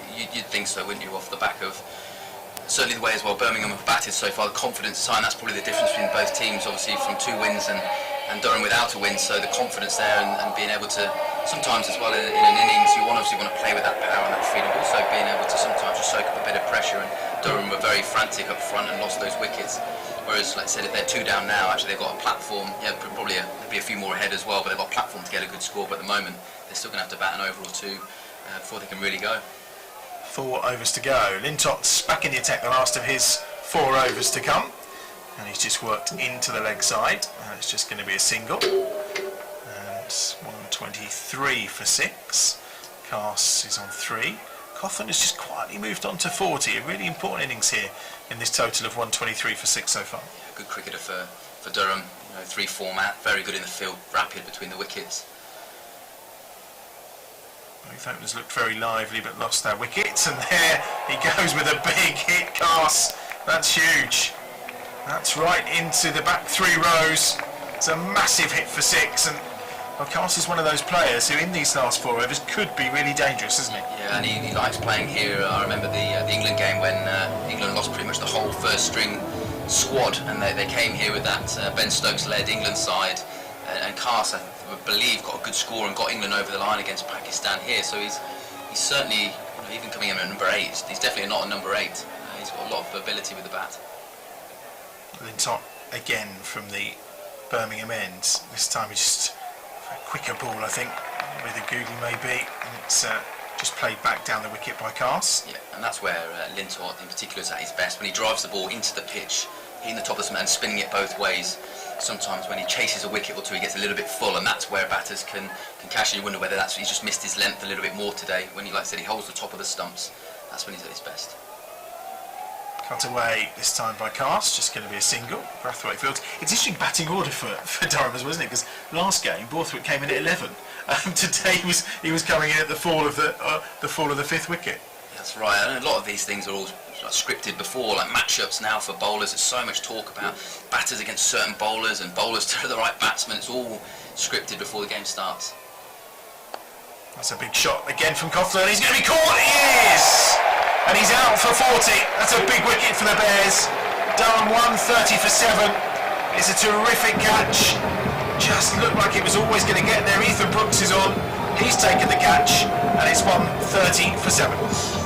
And that's what we talked about the length from Lintott there. That was actually, I said, back well. It wasn't a full half volley, or it didn't give the batsman an opportunity to get under it and hit it for 6. He hit it flat, so to mid off, much better length. And generally, when he's under pressure against the right-hander, he will go to his googly and take away, probably hitting from the leg side. So that's a good bit of bowling. And with Lintott now in this format and what he's done in franchise cricket in his small sample last 12 months, the experience he has been fantastic for the Bears. And this is the key actually of having a wrist spinner, bowling the 17th or 18th. Actually, they are a wicket taker. It's not just a seamer trying to bowl Yorkers. It's an option.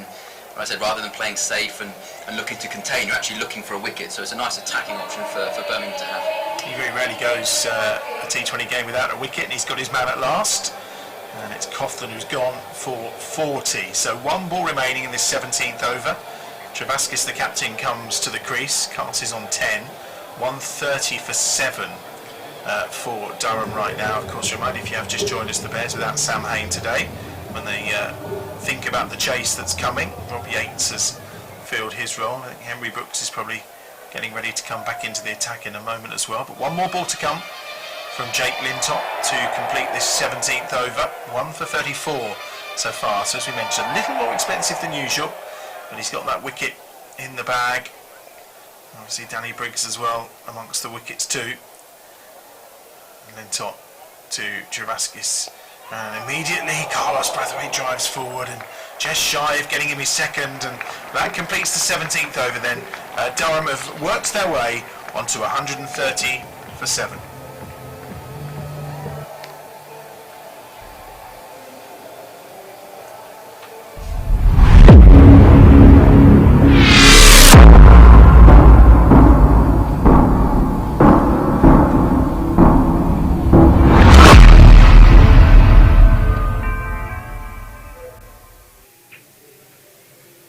So 3 overs remaining. Henry Brooks coming back into the attack.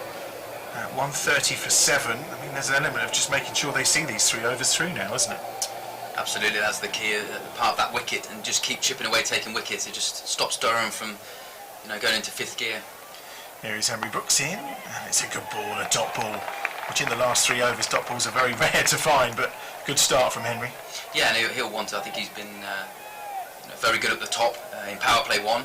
He had a tough night the other night at the back end, as a lot of the Birmingham Bears did, but getting this right now, this will be the last little bit of the jigsaw for Birmingham. The batting's been fantastic, the spin department's great. Now this last 2-3 overs, seeing them out, making sure that they can put pressure on the opposition team. Brooks in again, second ball of over 18, short, pulled round the corner. Didn't get much on it really. It's just going to be a single for Cars. He moves on to 11, brings Travaskis back onto strike. Must be tough for Henry as well, having missed so much of last season, just to get back into that rhythm, isn't it? When you're a youngster as well, and you have an entire campaign that's wiped out by injury, coming back from that is always probably slightly scary and quite challenging. Yeah, 100%. And knowing Henry and the way he goes back to cricket, I mean, he always bowls, ever since he was 19 and getting into the T20 team, he bowls the hard overs, he bowls power play 1 and death, he never bowls those comfortable overs in the middle. Brooks in again, full, driven back down the ground. It's going to be cut off quite nicely this time by Jacob Bethel. And a really good arm straight into Henry Brooks, and it's only a single. And that's what you want really from your bowlers. You want guys who are desperate to stick their hand up and, like I said, bowl in the power play when there's fielding restrictions, bowl the last over of the game when the game's on the line. Sometimes you get it wrong and people point fingers and say they lost the game, but you want the attitude to stick your hand up, and he does that every time for Birmingham. You can't fault the attitude. I think he's never been scared to put his hand up, has he, as he bowls a slower ball, carved up in the air over the top of Carlos Brathwaite, and it's just going to plug in the surface, and it'll just be 2 in the end. Slower ball was red, but only 2 runs from it. Carlos on to 13, 134 for 7. Yeah, nice bit of bowling back of the hand. I mean, it's interesting, again, we have so many conversations when you go to different T20 leagues around the world. Is it about double bluffing, or should he have put long off back there and backed himself with the skills, and if he hits him for 6 over long off, that's fair play, but or is that too telegraphing what you're going to bowl to the batsman? So it's oh, that's up in the air again, slightly shorter ball. This one's going to be out though, you feel. Jacob Bethel with a catch, just checks behind him on the ropes to make sure he can take it, and he does, and he takes it very cleanly. And Cars is the man out for 13. Danger boy gone, 134 for 8. Yeah, another back of the length ball, not really looked for the Yorker there, also gone slow ball the ball before, used the bouncer, and then again with the way that the field's set with fine leg back, that seems to be the way, encouraging Durham to hit the ball into the big square boundaries, and if they're good enough and you've still got to clear those fielders, then fair play. But again, it's getting Warwickshire, or Birmingham, sorry, wickets at the right time.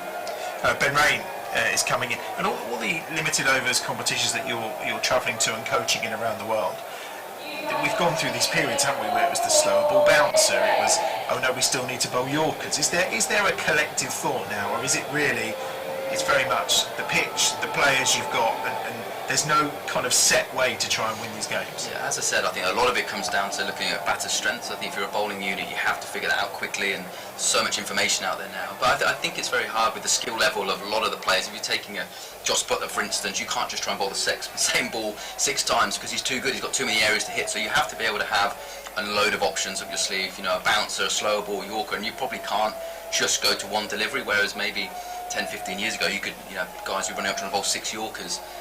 But the players are too good now. 134 for 8. Last ball of Henry Brooks is over outside the off stump, and he's beaten Ben Rain first up. The left-hander comes to the crease. Just 4 runs off that over. I mean, and a wicket. It doesn't get much better really from Henry Brooks, does it? 134 for 8. Good comeback as well. As like I said, bowling. Whether you bowl power play one up top or you bowl the death, it's not an easy job. We got Durham got hold of him today, and he's come back well, and that's what you want, his attitude, and knowing a lot of the lads that are out there for Birmingham, that's what they're all desperate to improve, desperate to do well, search for those pressure moments, and Henry's done that for a long time for Birmingham. And like I said, this long layoff is going to take a bit of time to get back to his absolute best, but yeah, he never shies away from doing the hard work. 134 for 8 then, 12 balls remaining in the innings for Durham to see what kind of total you can post. In the conversations pre-match on Thursday night were saying this is a 160 to a 180 ground, feels par.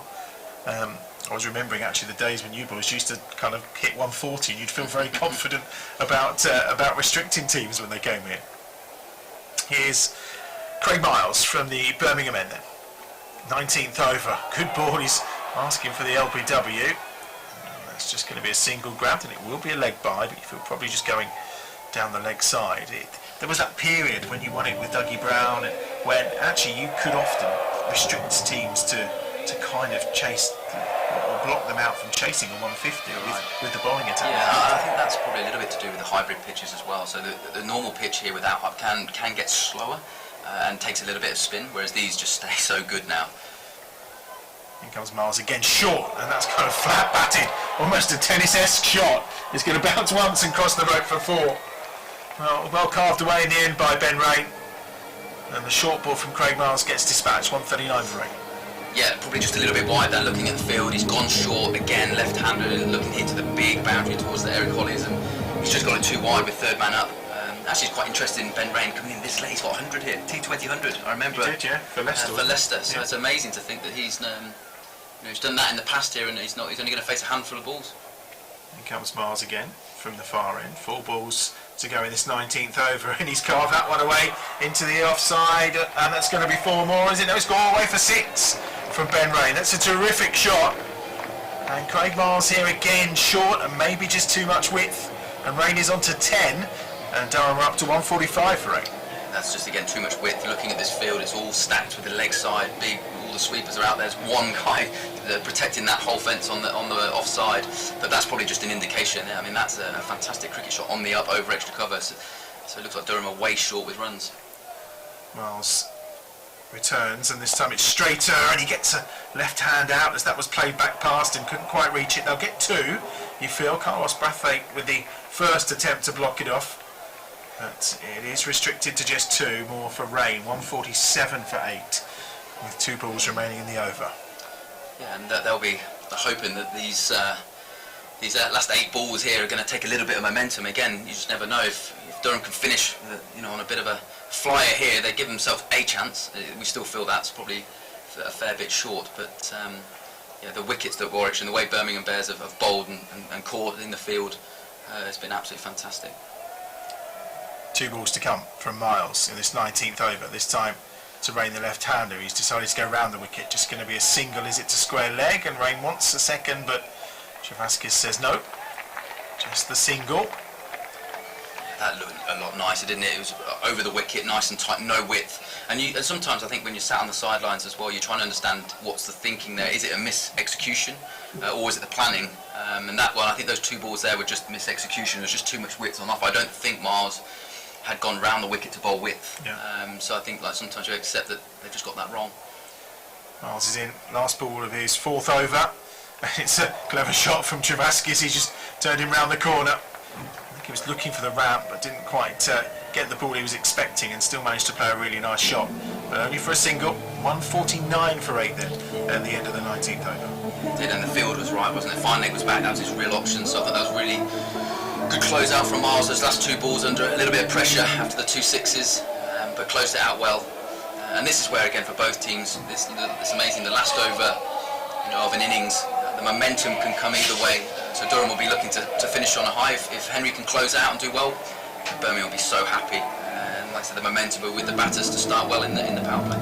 Brilliant thoughts of Ian Bell alongside us here at Edgbaston for the Birmingham Bears against Durham. Ian will be back during the half-time break and also during the second innings, of course. But we've got 6 more balls to come here. So what can Durham potentially try to post here? 149 for 8 as things stand. 6 balls remaining, and it's going to be Henry Brooks to bowl the final over for the Bears, and that first one is carted into the leg side and all the way for 4. It's a lovely shot from Travaskis. He's done really well there. Just picked it up off the legs. Ian Blackwell stretches that arm out of his. It's a really nice 4. And it moves Durham beyond 150. 153 for 8. I mean, you would say we're heading towards a competitive score. Not a great score, but a competitive one, you would feel. The record against Durham is pretty good. Here's Brooks again. 5 balls to come. Straight back down the ground. The floodlights are on because it's got quite dark overhead. There's blue sky in the distance, but there are a few grey clouds above us.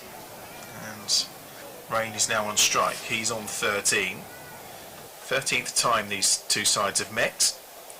8 victories for the Bears so far. Just 4 defeats, so a pretty good percentage record. In fact, it's the second best percentage record of wins against any team in this North group. 154 for 8. Brooks down the ground on the 4, just bounces once and Miles gathers. They're going for the second here, and it's not cleanly taken by Henry Brooks. Otherwise Travaskis would have been in trouble, and they get back for 2. 156 for 8. Rain on to 15. Travaskis on 7. Henry Brooks 2 for 36 from his 3.5 overs so far. Back to his mark. Again, the field well set for probably a shorter ball, but not giving too much width here to Rain, you would feel. Slower ball. Rain gets an edge on it, does he? No, Davis has gathered it, but I think it was just the fact that it had just died being a slower ball that it meant Davis had to try and reach forward for it. So just a single. 157 for 8. Travaskis is on strike. He's on 7. 2 balls remaining. 2 for 37 now for Henry Brooks. It's been a really good effort in the field from the Bears when you consider after 4 overs that Durham were 44 for 1. So 113 has just come from the last 15. So really to put the brakes on after a great start from the visitors. Henry Brooks is in again, and Travaskis has lifted that into the leg side through the air. Just going to be a single. 158 for 8. 1 ball to come from Henry Brooks. 24 partnership for these two. Last wicket fell when the score was 134. And it's the final ball to come from Henry Brooks, and a final word from Carlos Brathwaite down below. It's going to be Rain who's on strike. He's on 16. Exactly at the cut-off time, so both their overs quickly have the Birmingham Bears. Last ball then, can Henry Brooks finish it well? It's up in the air from Rain. That's going to be caught. Alex Davis says everyone away. It's a 3rd wicket for Henry Brooks, and it's the end of the innings. 158 for 9 is what Durham finish on. Henry Brooks grabs another one. Rain is out for 16. The catch taken by Davis, and it means the Birmingham Bears will be trying to chase down 159 to record a 3rd straight victory in this competition. So Durham have finished their 20 overs on 158 for 9. Let's head downstairs and see if Atif Nawaz can grab us an interview.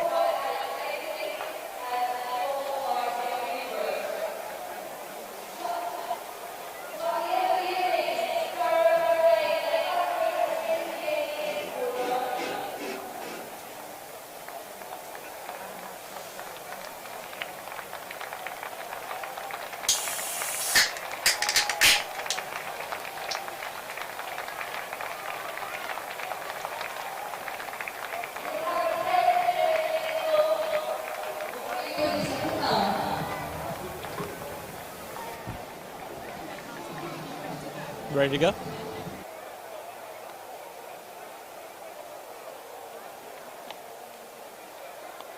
So there we have it, Durham finish on 158 for 9. They started really strong in that power play but kept losing wickets, and the Bears, you'd imagine, would be very pleased with restricted them to that total. They'd backed themselves on this overcast day here at Edgbaston. I'm very pleased to be joined by a man who was superb today. Well done, Craig Miles. Fantastic. Thank you for joining us. 2 and 2 balls. That had to feel good. Yeah, I mean, if you want a hat-trick in any format, it's pretty exciting. Probably wasn't the best ball to follow up with, but you know, it's T20, could have easily gone and catching the covers. Yeah, but still, I mean, 2 and 2 is a pretty good effort. 158 is what they end up with in the end. Do you think you're pleased with that? Yeah, I think so. You know, you saw how we batted on this same wicket the other night. I don't think it's too dissimilar, but the guys have got to, you know, go and approach it the way they did the other night, and hopefully we can chase it down. We expect some more fireworks from Paul Sterling at the top. I hope so, yeah, he's hitting them nicely at the moment, so long may that continue, and the other guys around him to get some runs as well. That'd be great. Fantastic. A bit about the weather here. It's a bit overcast. Are you hoping to just be able to chill in the dugout and enjoy the batting performance now? Yeah, hopefully I'll take my bowling boots off and the guys in the batting order can do the job. Oh, fantastic. We're very well bowled, Craig Miles. Fantastic. Best of luck with the bat if required, or maybe just getting a bit of shade from the rain. Well done, mate. Thank you so much. Good to see you. Craig Miles there, fantastic, a little bit earlier. Now joined by a genuine England legend and Warwickshire legend. It's the one and only Mr. Ian Bell. There we go, a big reception for you here at Edgbaston. Ian, what do you make of the total? 158, a little bit light, Durham, would you say? Yeah, I think the boys have done a great job. Obviously, scoring 200 the other day. I think it's probably about par here, especially on a hybrid pitch. So I think they'll be really happy. Look, it's still halfway. You never know, do you, in a game of cricket? But I think the guys will be really happy at the halfway point. They most certainly will. I mean, they started very strong, as we say, in the power play. Lots of big shots, maybe a couple of shots too many. Yeah, I think when you're bowling in the power play now, it's not necessarily about defending and trying to stop runs. It's about taking wickets. And what Birmingham did really well was just take wickets all the way through. And if you do that in the power play, generally the rule, you get 3 in the power play, you're in a great position to win a game of cricket. But to get 4, they'll be really happy. Absolutely. I mean, they're looking good. We all know the stats, don't we? 3 wickets in a power play, you're 80% less likely to win the game. You've got your son with you as well to the game, young Joseph. How are you? Enjoying yourself? Yeah. Who's your favourite cricketer? There you go. Hey. Good answer. Wrong answer. Well, that's fantastic. I mean, you're obviously still connected to Warwickshire. Do you enjoy coming here? Obviously, lots of love, lots of reception from the amazing fans here in Birmingham. Yeah, I haven't had the chance first time this year to come down, so it's brilliant. And obviously the guys have been playing great cricket for a period of time now in all formats of the game. So yeah, it's always good to come down and see a good crowd as well. It's brilliant. And they've made a very strong start, Birmingham Bears, to the T20 campaign. 2 wins, a tight win the other night against Derbyshire, but a very strong win against Northants to start things off. Looking good so far against Durham. How far do you think this team can go? Well, hopefully all the way. I mean, when it's tough, isn't it, when finals day's here every year? You know, you want to be here as the home team. Look, I think with competitions like this, it's important to get a good start, but it's also how you finish. So, yeah, every game they can go and keep getting on that momentum is important. And the brilliant thing with this competition now, the North Group in particular, is really tough. There's some really good teams, some top players, world-class players around. So every time you can win a game, it's even better. It most certainly is. Now, one of the things we've talked about a lot is the pitch here, and we're going to take a little look at it right now. You should be able to see it all at home on as well. There we go. There's the pitch. You've scored many runs on this pitch before. Ian, tell us a little bit about it. How does it play, and what are your favourite memories of it? Oh, it's an amazing pitch. Gary and his team do a great job here, you know, producing amazing wickets. So much cricket here now, and on these hybrid pitches, if it is a hybrid, you know, they're just brilliant to bat on. You know, the lights come on, it gets even better. So, look, yeah, I think that we're in a great position to win this game of cricket. Obviously, Durham have got a good side, good bowling attack. But like I said, I think for a batting point of view, it's a great place to play T20 cricket and white ball. Indeed. Now, for those of us who don't know, hybrid pitches, what are they and why do they play differently from regular pitches?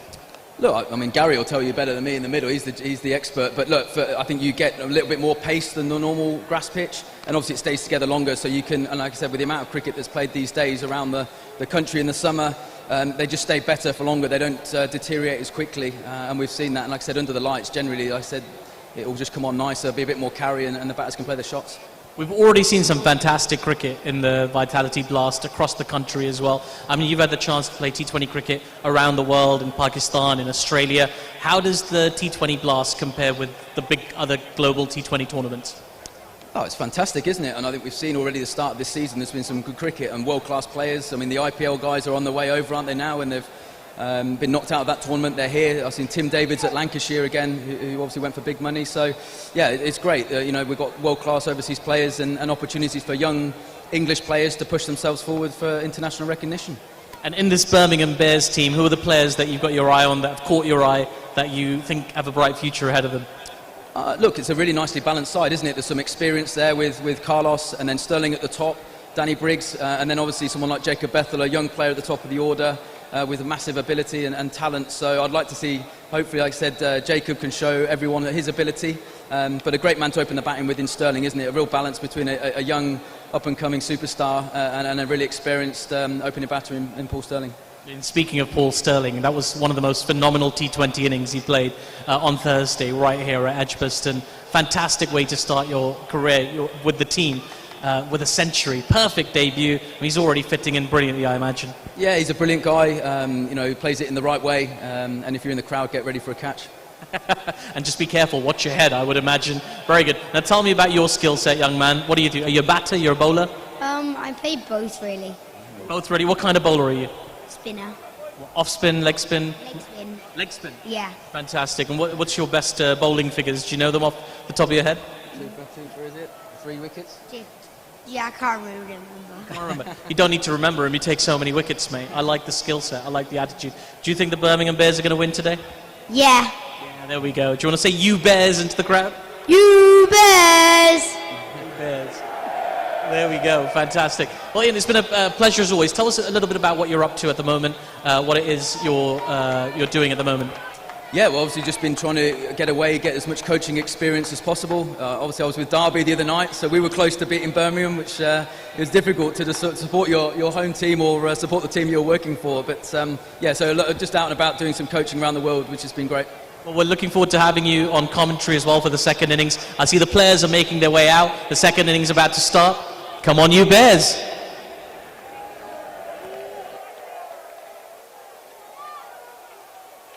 Ian Bell, you'll hear from both of those during the second half of the game. Now, I don't wish to bring the bearer of bad news, but as both teams are making their way out, the rain has started to fall, and again, like Thursday night, there's just a little mist across the BT Tower in the distance, which is a sign that the rain is coming. There is blue sky as well, so I don't think we're in for anything too terminal here. I think both umpires, though, are ready for us to get going. And it's going to be Ben Rain, I think, who's going to start the bowling from this pavilion end. Sterling is out there, Bethel's out there, Rain is ready to go. Umpire Ian Blackwell is in position. The umbrellas are up, a few people are running for cover in the holly stand away to our right-hand side. A bit of stretching going on for Paul Sterling, who will take strike, but we are almost ready to go. And it will be Ben Rain then to get us underway from this pavilion. He looked to be bowling very quickly when he was out there warming up, and he bowls to Sterling, who puts that into the leg side. 159 is the required target, of course. It was 158 for 9 that Durham finished on, so 159 required for the Bears. Good starts with Sterling off the mark first ball, and they're hoping this is just a passing shower. And there's not too much activity from the ground staff over by the hover cover, of course. The fact there is blue sky as well would probably indicate that it will just be a passing shower and something that we can play through. It's very horizontal in parts because it's a breezy old day as well. Rain then is going to bowl here to the left-handed Jacob Bethel. Not really got the start that he wanted yet in these competitions. He's wrapped on the pads, was way too high, and nothing doing from umpire Blackwell, and there's no run. And we are 2 balls into the Bears' reply here as the rain continues to tumble. Not too many brollies are up, just a few people sheltering beneath them, but again, because you can see patches of blue sky, I think that's why the umpires are happy to stay out there. Light drizzle in the air. Rain is in again. Goes to Bethel, who gets that short and just tucked him up a little bit, but he still managed to use his arms and power that away for 4. It's a brilliant shot from Jacob Bethel. It was a good ball from Rain actually, but Bethel has just muscled it really into this leg side. And it's 4 more 5 without loss then, really good start. 154 more required to win. And at that point, rain's got a little bit heavier, and the bad weather means that play has been called to a premature halt here. So a really nice start for the Bears, 5 without loss in this first over. But just the 3 balls is all we've managed, and here comes the big hover cover. As you can see, it has just got a little bit heavier. I do expect this just to be a passing shower.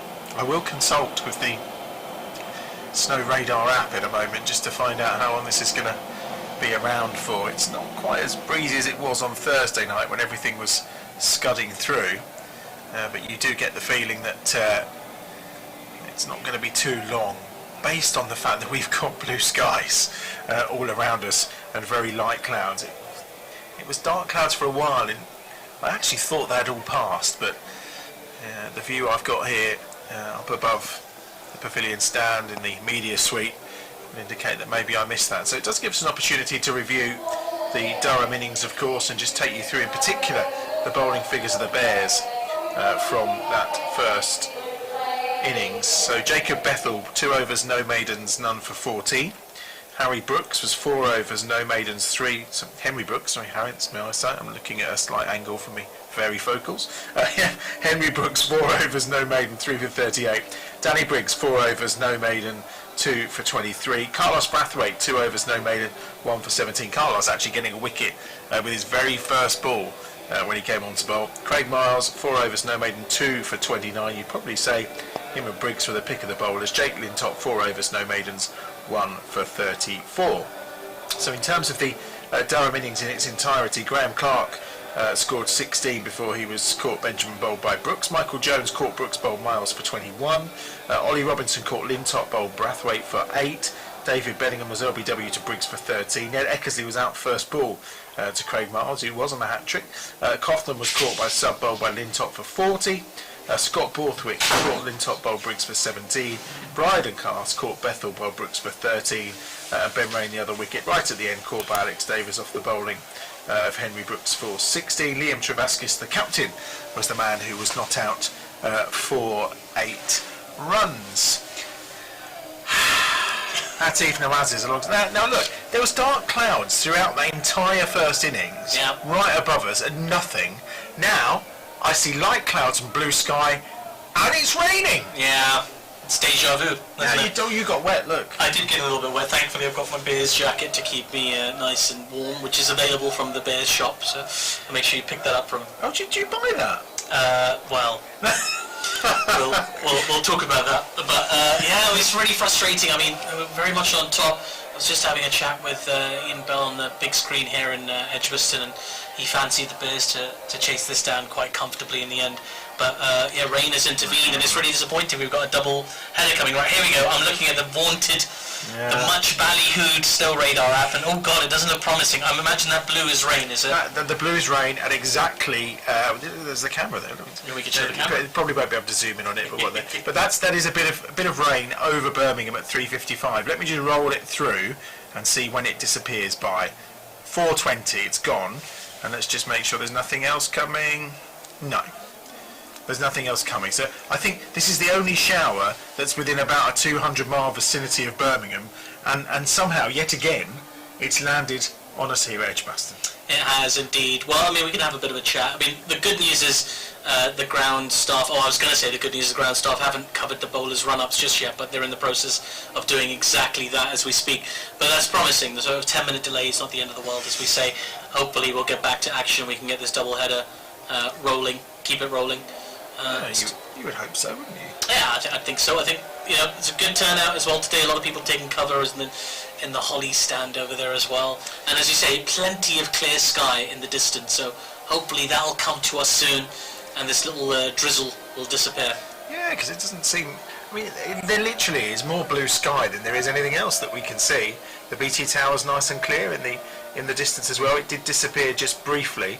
There's plenty of other games going on, by the way, so we'll just give you a quick rundown of what's happening elsewhere in the Blast, as we've got some time to kill. In the South Group at the First Central County Ground, Sussex Sharks are playing Kent today. They finished on 171 for 5 from their 20 overs.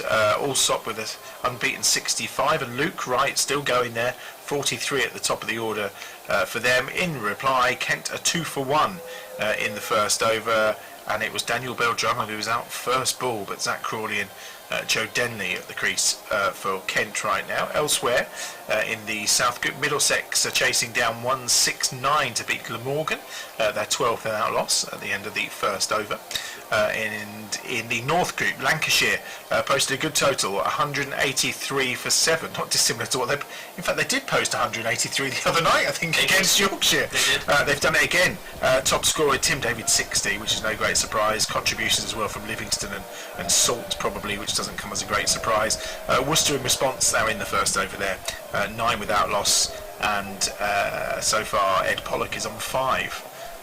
Which is quite interesting because according to that he's only faced 1 ball and he's got 5 runs, so that's quite impressive. Oh, that is very impressive. Yeah, it's very impressive. And the other game, Leicester Foxes, this game at Headingley, they're 166 for 5 in the 19th over against the Yorkshire Vikings, who of course have yet to bat, and of course it's the final of the IPL 2, and the Rajasthan Royals are batting 7 overs, 56 for 1. With Josh Butler on 20 from 19. So it's one of those, When the finals, you never see the big scores, do you? You never see the 190s, the 200s. But he's the kind of batsman, isn't he? Though that we saw it in the first eliminator. Although they didn't get through in the first eliminator, when he was it 34 or 33, something like and that. then literally 60 runs came off the next 15 balls. He absolutely exploded, bless him. So you may see more of that today. Who knows? Well, the picture outside is that the rain looks like it's easing off a little. The ground staff are actually out on the tarpaulin having a chat. So, and again, the sun looks like it may be trying to peek through, and the blue sky looks more prevalent, really, doesn't it? It does, Adam. I think the thing is, your app was spot on, really, with the rain easing, and it's continuing to ease as the minutes go on. And as we say, this clear blue sky now out there in Birmingham. We've got the rollers coming on just to squeeze out a little bit of the water off the covers, but I can't imagine they'll be on for too long. I imagine maybe 25-30 minutes. I don't know this, of course. There's no umpires out there just yet, and the drizzle is continuing, but I can't imagine it's going to go on for too long. And hopefully we'll get some action underway very, very soon. Well, let's just have a quick chat about that Durham innings, and the one thing that Ian Bell and I were talking about towards the end there is the Durham batting lineup, because it's quite extraordinary. I mean, we talked about Scott Borthwick, and as you pointed out, he came in at 3 in the championship game against Middlesex.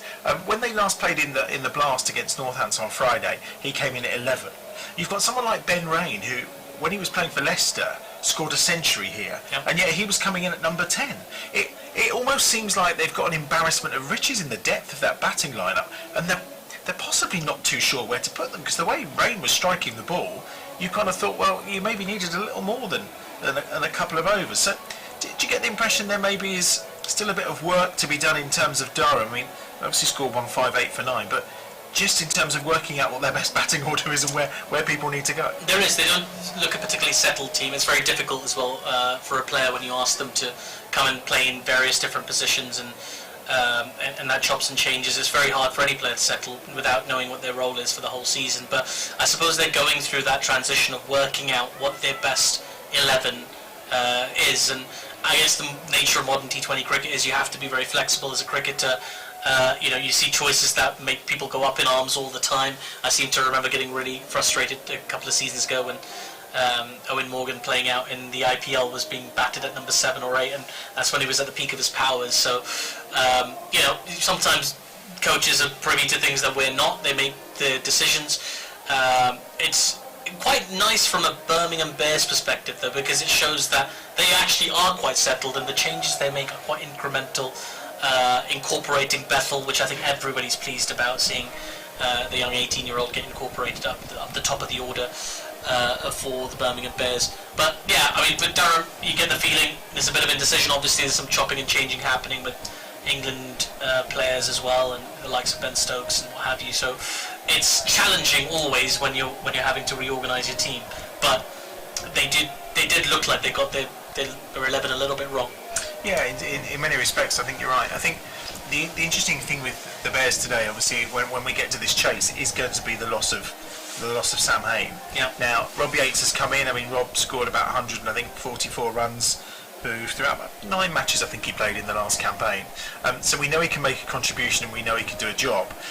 Sam has been in such terrific form and they've looked, we saw them in the flesh on Thursday night, they looked so good as a combination. Yeah. And in terms of the options that they have available, you just hope that doesn't disrupt too much.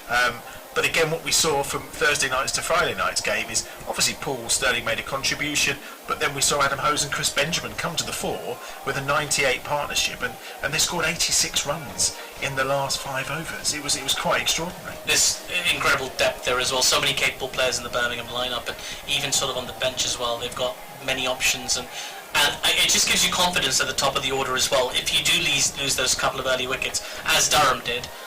Well, they lost 4 early wickets, didn't they? But I mean, if you have that little jitter at the top, you know that you've got the firepower down below to keep things going. Very capable, versatile batters, as they showed in that partnership as well. They didn't go hell for leather all the way through. They kind of paced themselves quite nicely, I thought.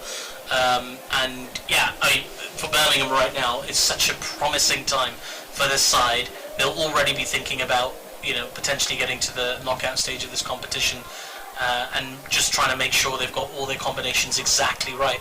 As I say that, by the way, Adam, I think the rain, well, there's still little drops of it in the air, little bit of a spitting, I would say, but it's nearly gone. Told you, 4:15, I said 4:20, didn't I? That would be all clear. I can see us being back out there in like the next 15 minutes or so. I can't see us being any longer than that, given the amount of rain that fell and the quick turnaround they managed on Thursday night in that respect. You'd hope so. I mean, I would never question your very, very wise app, especially with the results playing themselves out in front of me as we speak. But yeah, I can't imagine there'll be a long delay. I'm hoping to see umpires soon. You're going to rock up at TMS and you're going to be going to Aggers. Aggers, you need to get hold of this app because it's the future. In fact, I don't think it's wrong of us to tell people you're going to be heading off to Holland to cover some cricket when England go and play there, and you'll be taking Tuffers with you. Yes. I mean, Tuffers could do with the rain app. I think he'd find that very useful. I think so. It'll be a very exciting summer of cricket for England. First with New Zealand coming over, the Test match obviously gets underway this week coming, and then of course South Africa as well. Lots of limited overs action there. I'm very pleased to be involved in broadcasting. But yeah, it's a very exciting summer, and I mean that series against the Netherlands, I think is very important. I think teams like England, who I already consider at the forefront of international cricket, cricket in general, have that responsibility of nurturing and guiding these teams to continue to grow the game as much as possible. And that Netherlands series is a huge part of that as well. They've got pedigree as well. The Netherlands have played in 3 World Cups, 4 World Cups in fact, I beg your pardon, if you count T20 World Cups. So they beat us at Lords. They did. The famous game at Lords where the Netherlands beat England in 2000, and I want to say the first T20 World Cup. It was, wasn't it? It wasn't the first T20 World Cup. It was the second in 2009.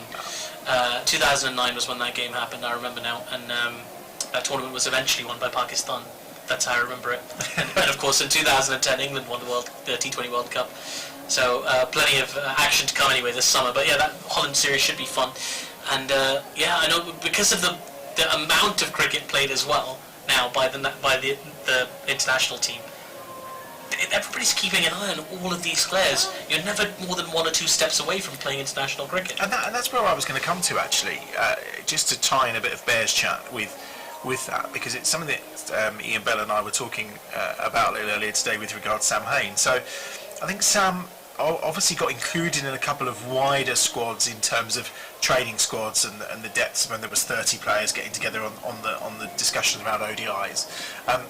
He also obviously got picked up for the 100 last year, but never really played for, I think was it the Northern Superchargers, is what they're called. He never got an opportunity, basically, having been selected. When you see how many runs he's started to score this season, his performances in the last campaign, you kind of feel that this might be the season, because of the amount of cricket that's going on and the way they're going to have to look to balance the squads. Absolutely. In terms of, and having 2 separate coaches as well, which will obviously be quite handy to see the different thinking.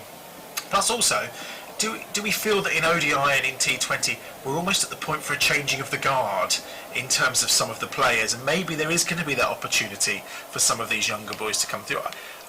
It feels like a big summer for Sam Hain in that respect. Absolutely. I mean, he's got a wonderful opportunity here. Obviously, he's done well in the white ball season so far. We're only 2.5 games. Well, yeah, 2.5 games in so far with this. But he's going to have plenty of opportunity this season to show that. You get the impression that the white ball team is your.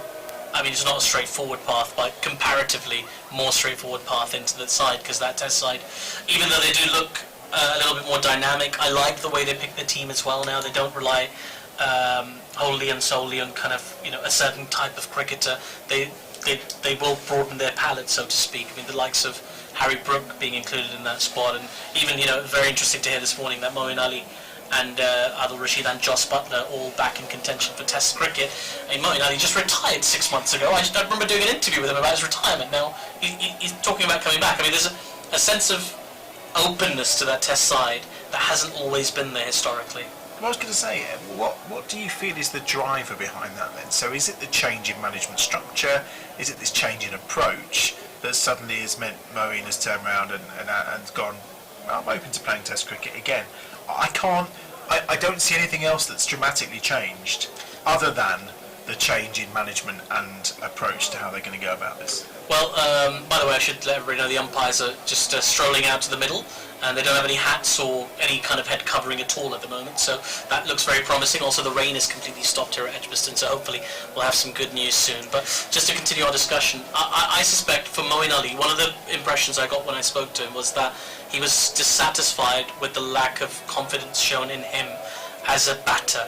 So if you look at his career, he's batted almost every position in the lineup, right down from 1 to 9. And that's not just in the Test, is it? That's in the Test and T20 and ODIs. Yeah. He's batted in every position available to him. So in white ball, you understand that a little bit. You need that flexibility, particularly with the riches that England have. But he didn't feel like he always got the backing of the leadership committee in the Test side. He didn't feel like he was always given the opportunity to flourish or the benefit of the doubt.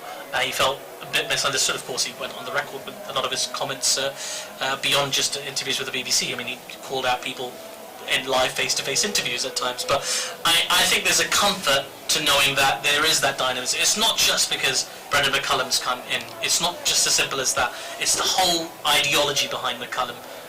We're not thinking inside a box anymore. We're trying to broaden our approach to the game, trying to make sure that we've got, you know, we're up to date with the way the game is going. It's not the same as it was 10 years ago. Can't afford to get left behind. Let's try something. I for one really like that they're trying something. But one of the biggest criticisms was when they picked Moeen Ali, it was a bit like, well, we're picking him for his batting because we need to strengthen the batting, but we're not convinced about his ability to bowl teams out and to take wickets. And that's why he ended up batting so far down the order, I think, because there was almost not a clear understanding as to what his role was going to be. Yeah. Whereas you feel they'll get that clarity now, and you know, is he a better spinner? And is he more likely to take wickets than a Jack Leach? That's the kind of question you then ask yourself, because England need a spinner. Yeah. And is he the best man for the job, or is Adil Rashid the best man for the job? Well, it's hard to argue. It's hard to argue with either of them, Adam. Actually, I mean, when you look at their records, I mean, admittedly, you know, Adil Rashid is kind of almost been de facto put in that white ball spinner role, which he is very, very effective at. It's worth remembering. When we go back to the T20 World Cup towards the end of last year, I mean, in that very first game, Moeen Ali, 4 wickets for him against the West Indies, 3 of which were in the power play, and he bowled in the power play with the batters looking to be aggressive and attacking him. Now again, people can nitpick and say, well, the way batters approach a game in T20 cricket is very different to Test cricket, but for me, a wicket-taking bowler is a wicket-taking bowler, and you kind of understand that he feels aggrieved. Obviously, Jack Leach has also put in some very strong performances for England, so it's not a knock on him at all. But you know, the aura of an Adil Rashid is something very different. This is an aggressive, wicket-taking leg spin bowler, world class, as good as anybody in the world. I'd put him right up alongside the likes of Rashid Khan and maybe Yasir Shah or Yuzvendra Chahal. So many great leg spinners out there at the moment in world cricket, but Rashid Khan, I beg your pardon, Adil Rashid, or Rashid Khan as well, but Adil Rashid is right up there with them. It feels like a hugely lost opportunity that he hasn't played more Test cricket for England. And everybody's searching for that special bowler, aren't they? Yeah. And it would make you feel a little bit for Matt Parkinson, who's traipsed around the world with England and still can't get a game of cricket, but actually you probably would, just based on experience and performance. Adil would be your first choice. You would, and again, Matt Parkinson also outstanding. I was slightly gutted not to see him more a part of England's plans. As you say, travelled around the world. I mean, it happened a lot with the bigger squads because of COVID. Last year there were several players who toured the world without actually getting a start or getting a game on the pitch, but you get the feeling that for Matt Parkinson it's a matter of time. He's putting in strong performance after strong performance. Outstanding. I mean, I've lost count of the balls of the centuries that he's bowled, and you know, he's obviously a very, very difficult bowler to play in, especially with that T20 World Cup on the horizon in Australia later this year. 7 T20s before that against Pakistan, for England, touring Pakistan for the first time in a very long time. I think Matt Parkinson should really be in the conversation, if not at the forefront of their thoughts. Well, the good news here is 20 past 4, or 22 minutes past 4. Half the covers are off. Final side is just being sopped up by the Super Soaker, getting any excess water away. I've not had confirmation yet as to when we will be restarting. I predicted 4:30. I don't think we're going to be far off because I don't think it's too damp out there. We've yet to see the rope go around the outfield, obviously. What we are going to see, though, potentially is play with a slightly damp ball for Durham to bowl with, which again might make it a little tricky for them. A reminder, 159 is the target. 5 without loss is where the Bears are after 3 deliveries. But it's beautiful blue skies, it's lovely sunshine, and I think down beneath us a few are just getting warmed up and almost ready to go. They are indeed. Now, whilst that's happening, you've converted me, by the way, Adam. I think Snow Radar is the one, because it was absolutely bang on. But you've also shown me this green grass, and yet taken it away from me swiftly in a thunderstorm, because it's not available on Android phones. Oh. You're an Apple phone user, aren't you? I am, yes. I'm an Android phone user, you see. Other phones are available. I don't have to say that, we're not on the BBC anymore. No, you're so I can tell you exactly what I'm using. But, I mean, there are other operating systems available, but sadly, Adam's fancy weather app, which I have to admit has been bang on the money today, is not available to those of you that use Android phones like me. It's almost like the last 20 minutes hasn't happened, because you're looking out there now, and it's a beautiful day again. It really is. It's been a little bit chillier today. It's only about 13 degrees, 14 degrees as I pulled up today, which is a little chillier than we've had in recent days. The lights are on. I'm sure we probably need them at this moment in time. Remind me, I've got the double header later with the Central Sparks coming on against the South East Stars, but we look like we're getting underway fairly sharpish. The last remnants of the main hover cover are about to be removed down below, so it's all looking very good. A little bit of sopping up going on just away to our right hand side, but I don't think we'll be losing any overs, will we? We had to find out if we're losing any overs, but as you say, the covers are being moved. It wasn't much of a break, so I can't imagine there will be. I mean, possibly to accommodate the second game today, I can't imagine there would be. Also, there's the distinct possibility, not to get ahead of ourselves, that Birmingham won't require the full allotment of overs to knock this over. Well, there we go. Official confirmation, play to start at 4:30. Bang on. Who said 4:30? Who said 4:30? There you go. I could be an umpire. Adam, my word. We bow to your wisdom. Well, Adam Bridge. Maybe I should become the assistant head of sports turf, because he probably said the same thing to the umpires down below. Gary, you got a job application in your email, mate, whenever you get a chance. But there we go. Yeah, the players are on their way out as well now. Lots of high fives. I've seen a lot of very, very very good ambassadorial behaviour from the players, I have to say. Lots of fans asking for photos and things like that, and I've not seen any player knock anyone back. They've all been very friendly, chatting away to people on the boundaries, and that's always lovely to see. Now there we go, I'm just watching that squidgy machine, that super sop, well, the sopper, we can't call it super. It's emptying out an enormous amount of fluid just in front of the holly stand. I think it could have gone a little bit further. It just deposited at the other side of the boundary, but yeah, the rope might be a bit damp. I was going to say, whoever's going to be fielding on that side, you are not going to be on a sliding anywhere near that, because that's a fairly hefty little pool of water away to our right hand side. We are watching the main hover cover depart, and I'm guessing there'll just be a little mop up to make sure everything's picked up from around the bowler's run up as well. Stumps need to go back in, of course, and we'll be ready to go. Durham players are down below just doing a few fielding drills before we get started again, and I'm sure we'll see Paul Sterling and Jacob Bethel reappear. I mean, what will be interesting, obviously, after the rain delay we had on Thursday night, the ball seemed to come onto the bat a lot better. Just those kind of that half an hour, 45 minutes it spent under the covers, just seemed to put a bit of moisture in. The ball was nipping through a little bit quicker. Absolutely, and the sun is shining beautifully now as well, so I would say almost ideal conditions for batting right now. I was going to pick your brain about this, Adam, as we watch the Durham players train, and again, your point about confusing strips is very valid because it's all yellow and blue here today at Edgbaston. The coaches for Durham both opting for baseball gloves, baseball mitts rather than wicket-keeping gloves. How do you feel about this? It's a tricky one, isn't it? I kind of understand it because it's easier to get the ball in and out. I was watching a game the other day, and actually I think it was Phil Salt was keeping with one glove. Yeah. Because it was towards the end of the game, and obviously Yorkshire were desperately trying to get runs. Yeah. So he put one of his gloves in his back down his trousers, just had one on, and so he could obviously get the ball out quickly, because that's fundamentally the problem with wicket-keeper gloves, isn't it? You cannot get the ball out of it really quickly. Yeah, indeed. I wonder if they're pricier than wicket-keeping gloves as well. Baseball stuff, I mean, sports stuff is very expensive at the best of it. I had to buy a new pair of batting gloves for my own season this year. It set me back a good 40-odd quid. Are you a bit of a batsman, are you? Well, a bit, I guess. A bit is the accurate description. But hey, it can be quite pricey. I'm just curious as to why they've opted for these big mitty baseball gloves. They're the favourite of the team now. Yeah. So we're almost about a minute away we're about a minute away from getting sorted. So we've got about 3 balls left this first over, 5 without loss as things stand.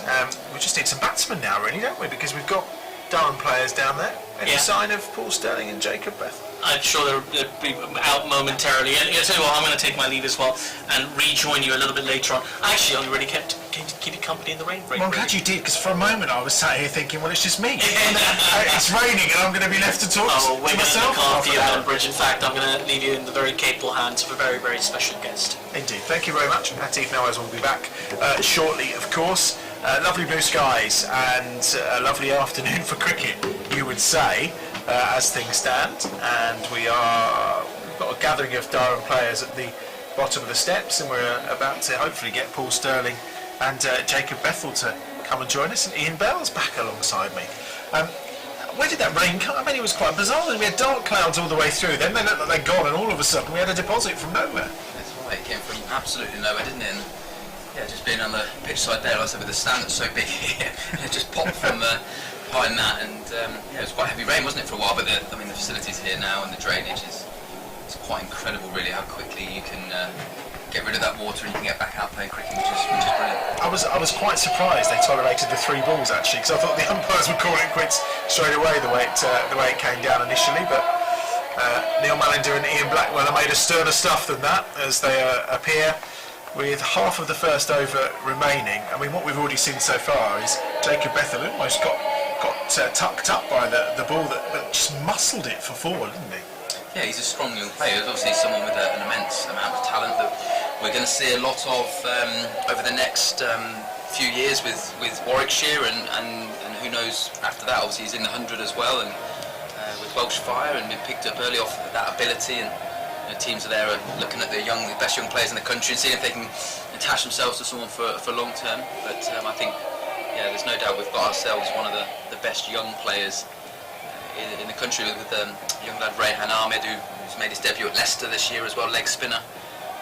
Like I said, there's a good few cracking young players coming through. Yeah, I was going to say, from the under-19 squad, obviously James Sales played here for Northampton the other night. I mean, he did go for 34 in that over, which you really felt for him based on his age and experience to have that happen at that moment. I'm guessing it goes one of 2 ways. It's either a great moment that you learn from and you go forward, or it can almost crash you a little bit. Yeah, I mean, it's a big jump, isn't it, from under-19 cricket, and whether it's internationally into professional game. Here we go then, 4th ball, and it's played out by Bethel just for no run. 5 without loss. Penrain the bowler from this pavilion end. But even saying that, again, it's for young players, and I look back at my early days. I mean, you want the opportunity, and you learn quite quickly. Being out there, it might be a tough period to start with, but then, like I said, through those tough lessons sometimes, and then when you get your first good innings away, and you've learned how you've done it, and you're playing with good players that you're learning from as well, hope that, certainly for Jacobs, it's a great opportunity, isn't it, as a young player, you know, the top of the order in T20 cricket. That's where you want to bat as well, isn't it? It's hard batting 6 and 7, where you don't know the situation, but to go out in the power play with someone like Sterling as well, who generally gets off to a quick start, so there's not as much pressure on you. Ben Ray in from this pavilion end, and again he's on the mark, having gone for 5 in those first 3 balls. He's come back from the rain break and is immediately on the mark. We saw on Thursday night, when there was a slight rain break, the ball just seemed to come on a lot better after there'd been that little break. Is that always the case with these kind of hybrid pitches? I think so, and then generally I know we're in a day game now, but I always used to love batting under lights here again, where a bit of dew came onto the pitch. Raining again, played out into the offside. They'll sneak a quick single. And the first over's done. 6 without loss for the Bears. You're absolutely right as well with these hybrids. I mean, with these hybrid pitches, I mean, you can get a little bit more pace, a little bit more bounce, and obviously they can hold together longer than I suppose a normal cricket wicket. You know, like I said, then you stick, like I said, under lights or a bit of light rain, and they do speed up nicely, and then you can, as a batsman, you can really play your shots. It gives the bowlers minimal margin for error, really. If they miss their lengths, you can really hit through the ball. We'll see who we're going to get from the far end to open the bowling. I would have thought we may well have seen Bryden Cast potentially. No, it's going to be Paul Coughlin, who's obviously had a good day so far. 40 runs with the bat earlier, and he's going to open the bowling from the Birmingham end. I mean, if Durham are going to get anything out of this game, it's going to have to be wickets in the power play, very much like Birmingham did. But there's no point, again, like you said, with Bryden Cast, probably your best bowler, quickest bowler. You want to get him in now, affecting the game now, not where it's too late, where if Sterling does get going, he comes on and the game's nearly gone. And again, is it down to the kind of matchups that they look for? We'll find out in a moment as Coughlin's in and bowls, and Bethel plays that back down the crease. And there would be that, but I think when you haven't got a big score on the board, again, there's no point waiting. You have to affect the game quickly, and that's just with wickets. So again, it's you know, it's obviously they want to create pressure here and dots, but again, the only way they're going to beat Birmingham today is if they take wickets in this power play. You know, if this partnership gets to 50-60, you know, with the power that Birmingham have got the back end, it won't be enough. He's in once more, and he comes down the wicket, does Bethel, and he's pulled that away into the leg side. I think the slowness of the outfield because of that rain may well just stop it going for 4. Decent bit of fielding as well. They will get back for 3 just about though. And I think there's just the check from the referee to say, did you field it cleanly? And you have to accept his word for it. It's probably quite damp as well after sliding on the outfield like that. A few boos from Eric Hollis, so he'll be, who is that? That's Cast, isn't it? So they'll have a nice afternoon out there now for the next 19 overs. Yeah, a little bit of moisture on that outfield, of course, and it brings Paul Sterling onto strike. 9 without loss then. And he faced the 1 ball so far, going through his routine, very much getting himself set. What we saw on Thursday night in that wonderful century, with some lovely cricket shots as well as pure power at times. And there he just advanced down, and it's the short ball. There's the sign that's your one you're allowed. And that's going to be the question here. How do you bowl to Paul Sterling? Yeah, it's a nice reaction again. He just generally like to stay a little bit leg side. He hits the ball particularly square, very good through the offside, and also if you bowl, you know, I say not proper bouncer, but into that chest high, he's very good on the pull shot as well. Coughlin's in again. This time it's a bit fuller. Outside half of the bat. It's going to bounce once. Oh, it just skips past the despairing dive of George Tristles on his T20 debut, and it spins away beyond the boundary rope for 4. And Paul Sterling with a bit of good fortune. Yeah, a little bit of good fortune again. You know, Durham need that to go to hand, don't they? You know, it's a good delivery. He's again forcing Sterling to hit down the ground, which again is what you want him to do. Play with a straight bat, hit you straight over his head. If you allow him to play with a square bat and he can hit, you know, through covers and through the leg side, he's very dangerous. Good tactics, but a little bit of luck for Birmingham. Coughlin again from the Birmingham end. And Sterling just plays it out onto the offside. There's no run. It's well fielded. And a steady start here, you would say, from Sterling. Did you were you working with him in the winter? No, I played the T10. Well, I was in the T10, but he was in actually Farby's team, which is probably always very how he ended up here. I did. I thought you were out there at the T10 competition as Sterling's in, and that's a massive hit. I mean, it's effortless for 6 runs. It's extraordinary from Paul Sterling. He almost has just timed that for 6. It's a wonderful shot, and it's the first maximum and 19 for no loss at the end of the second over. Yeah, fantastic shot, really. If you actually look at it and slow it down, he'll probably sliced it over cover. As I said, he doesn't generally hit you straight back over the bowler's head. He actually hits over cover. So again, that face just slightly into out. As I said, a very powerful player. Hits upward, and really when the field's like this, and certainly on the offside with no boundary riders, you only have to get good contact, good technique on the ball, and he's timed it. Obviously someone is in a great bit of form, and that's not a short boundary there, and that's gone for 6 by a good few yards. 13 off the second over of the innings then, Sterling on to 11 from his 5 deliveries. He was hitting around 233 was his strike rate on Thursday night. Sam Hain was hitting at 200 and almost got overshadowed as Carse is into the attack for his extra pace, but not happy with his delivery stride, so he aborts at the last moment. Sterling stretching everything today. I mean, it's three games in a short space of time, isn't it? And he batted for a long time on Thursday night. Yeah, that's right. It's and when that 3 went out there a bit earlier, the throw didn't go to the 18-year-old whippet there. It went to his end, so every time he's running, it will be coming at his end. But interesting to see this Carse now. Obviously, we know he's on the England radar. Just bowl with good pace. Brendan Carse, he's the man with the ball in hand. That's 4, he's bowled him. It's a terrific delivery. Jacob Bethel is gone, and Bryden Carse has struck, and Durham have their first wicket. And as Ian Bell said, you want this man in the game to affect it for Durham, and he certainly has. First ball, and he's got himself a wicket.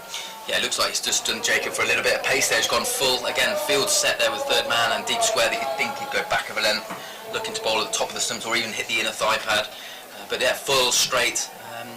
Yeah, and it's a shame because obviously again with Jacob, it'd be nice to see him just get on and get a score. We know the talent he's got and the opportunity he's got at the top of the order. And saying that now, Rob Yates, through an injury to Sam Hain, has got another opportunity here to push himself into this team, and that's the great sign where I suppose Warwickshire as a club is that the competition for places are in a really good place in all formats of the game, and a big squad and a very talented squad. Yeah, it's an interesting point, isn't it? Talking to Ollie Stone the other night, he said there's a lot of disappointed figures, the likes of Michael Burgess, etc., who felt that they should probably be or wanted to be in the side, but with the strengthening that's been done across the winter, people like Rob Yates, who did a really good job last year in this competition, suddenly have just found themselves on the edge, and they have to take these opportunities. Yeah, and from a coaching point of view, I can trust you. You don't want players happy, not they're not playing. I'd rather have to manage characters that are disappointed and have good, honest conversations than guys who are happy not to be in the 11. Here's Bryden Carse again. Second ball, Yates takes a swish at that, makes no contact. It was a decent length. It was outside the off stump, and there's no run. Yeah, it's an aggressive shot first up without having a little loosener. Again, you have to make sure that mental attack and the intent is always there, but you don't have to be reckless from Birmingham, and certainly from Yates. He can give himself a chance, get in and put the bad balls away. Certainly in this power play, there's enough space out there to play proper cricket shots, which is his strength. Interesting change of order as well. Alex Davis has been coming in, of course, at the fall of the first wicket, but Yates in the team today, so not taking Hain's traditional position at 4 as he drives that into the covers and there's no run. Well, I think that's down to right left hand as well, isn't it? I think only speaking from the teams I've been involved in, I think if batting orders these days can be flexible to have right left hand in the middle, that's the ultimate, because it does allow, or it stops the bowling team, the fielding team to in particular set up with the ball turning away from right handers, so you've always got a different question to the opposition team. So I think that's what we'll see again today, will just be that variety of right left hand through the middle orders. Carse in again, 4th ball of the over, short, and again it's a swipe from Yates and it goes in the air and is eventually collected by Ben Rain, and there'll be a single, but another moment of worry for the Bears. Yeah, and I think the important thing here for someone like Yatesy, he's not a power player, but he's a class player, he's a touch player. He's got to use his beautiful cover drive there, the ball before where he timed it, obviously it went to the fielder, but his thing, and feeling that I was that similar kind of player, sometimes the harder you try and hit the ball, the more you're trying to slog the ball, the less effective you are. So it's really important now in this power play that Rob plays his way, his games. He's more than good enough to do it, but not just slogging the ball, and play proper cricket shots. 2 balls remaining in this third over, 20 for 1, Sterling on 11. Yates off the mark, of course. Just the one run in this third over so far from Bryden Carse, and he's in from this pavilion end to Sterling, who just carefully watches that out into the offside, and there's no run. And I'm guessing as well, the conversation, we talk about matchups and who's the best person to bowl to who. I'm guessing there's probably been a conversation in the dressing room to say, Bryden Carse, 4 overs, let's be watchful of his 24 balls, let's put the bad ones away, but actually don't be silly. Yeah, I think there's always a balancing act. I think it's important to T20. You're never, a bad ball's still a bad ball, and you still got to play with intent and freedom, but you can be smart as well. And I think, a lot of the teams, the good players that I watch, again, they have all the options, but it's how you choose to use your options. It's not just reckless and, coming off, getting out, playing a bad shot, saying that's the way I play, or, you have to be smart with those options, but in an environment that's it's free to take the game on. Carse again, last ball of the over, it's full again, just trying to catch Sterling out, but it's a solid defence from the Irishman. 20 for 1 at the end of the third over, so just a single and a wicket from the over.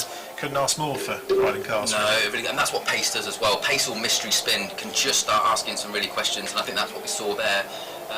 Probably more so from the previous overs. Good bowlers, but with what Carse can offer is proper 90-mile-an-hour bowling. That can just ask different questions. It's not just as easy to get them ramped down, or run down the wicket to someone with that pace. So it's like I said, it just shows that Warwickshire given a little bit more respect. But again, if they build a nice platform here on the surface, we've got the fact that the way Benjamin and Hosey played the other night. There's a lot of power, and obviously Carlos as well. A good platform, and they'll win this game. Coughlin's back into the attack, and it's the left-handed Yates on strike, and just snatches a single. It's going to be a leg by. One more to the total, 21 for 1 then, so 138 more required of just under 17 overs. And it brings Sterling onto strike, and he's got that short boundary on his leg side here, hasn't he? Most boundaries are short for him, really. The way he's hitting the ball at the moment, it doesn't matter if it's the big one or the short side. Be interesting again. Like I said, he very much does show his stumps generally, and likes to free those arms, which allows him to again slice the ball nicely over cover. I think the change now is from third man to that deep point, which actually is a good field, but also he's pretty good again if you don't bowl a proper bouncer and it's a soft stuff, like I said, chest high ball, he's very good on those as well. Coughlin starts his run, but then works his way back as the last bits of the field are being tinkered with here. So the 2 men out are that deep point and also a deep square leg, and he's into Sterling, who just gets enough of that to get it through the mid-wicket boundary for 4. I didn't feel at the time like he'd made the contact he wanted, but there was still enough on it, and it runs away for another boundary for Paul Sterling, who's on to 50. Yeah, he's looked to probably go a little bit more behind square on the leg side, a big heave, but it looks like he's got it off the toe end of the bat, and it's nearly gone over, straightish mid-wicket. It just shows again how quick the outfield is here at Edgbaston, that's nowhere near the middle, and also the power that Sterling has as well, the fact that it's nowhere near the middle of the bat and it's still raced away for 4. Yeah, he had a good look at the toe end of the bat after he hit that one. 2 balls gone in this 4th over. Coughlin's in again. Sterling just drives, and he'll get a single this time, bringing Yates back onto strike. 26 for 1. Sterling onto 16, chasing 159 for a 3rd straight victory in this group. And I mean, it would be the perfect start. I think it's been a while since the Bears have won their first 3 fixtures of a campaign. Yeah, absolutely. And just looking down the North group at the moment, I mean, again, Lancashire look like they've got a powerful side this year, Yorkshire as well, and we know Nottingham do very well every year, so it's a really tough division, so you've got to start well. Here comes Coughlin again, and Yates goes big this time. The left-hander, it's high in the air, he could be out. Oh, it's a terrific catch over the shoulder, and it's brilliantly taken. On the move that time by Ben Rain, I think. It's a wonderful, wonderful catch.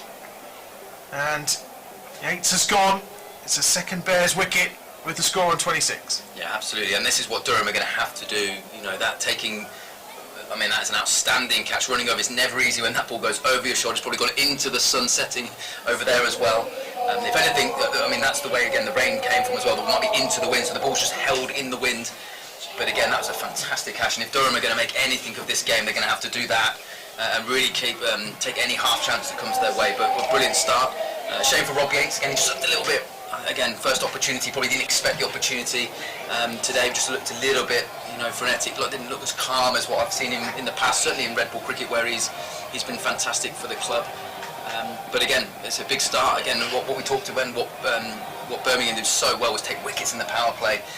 And at the moment, you know, if Warwickshire lose another one now, you know, we're into par territory now where Durham will start fancy they're getting themselves back in the game. Yep, they didn't lose their second wicket until the fifth over, where the score was already above 50. So this, of course, was potentially going to be the opening partnership throughout this campaign of Paul Sterling and Alex Davis until that terrific form of Jacob Bethel. Let's see how they get on now. Davis is on strike, 26 for 2. And he cuts that one away, and it's well fielded in the gully, and there's no run. Yeah, you're right, and it's also a very good signing for Warwickshire, his club, to get someone like Al Davis from Lancashire. But you just feel at the moment he needs to score, doesn't he? You can just feel, you know, watching him at Derbyshire the other night as well. We know he's a quality player, class player, and it will come. But I think when you make a move to another club, you just want to start really well, and you just feel at the moment, and hopefully today's the day. Coughlin, 1 for 18, last ball of the fourth over, and Davis again drives through the covers. That one's going to race to Ireland. It's going to quite reach the boundary, but they'll certainly turn and get the second, and that will be the end of the fourth over. And 28 for 2, so 8 runs from the over, but a wicket as well. And this one of the slower power plays so far this campaign for the Bears. Yeah, and I think what they've done now, they've nearly got Sterling off strike. How many balls did he face? 9. I think even the other night when he got off to an absolute, I mean, it's amazing when you're opening the batting in a power play, you actually want to face as many as you can. Sometimes you get starved of the strike, and it just shows now. We were talking a bit about having right, left hand. Now we've got 2 right-handed. Looks like left arm spin's going to come in the game, and that's what we talk about matchups. And the more you can have right, left hand, it stops teams just settling into spin, and a lot of spin.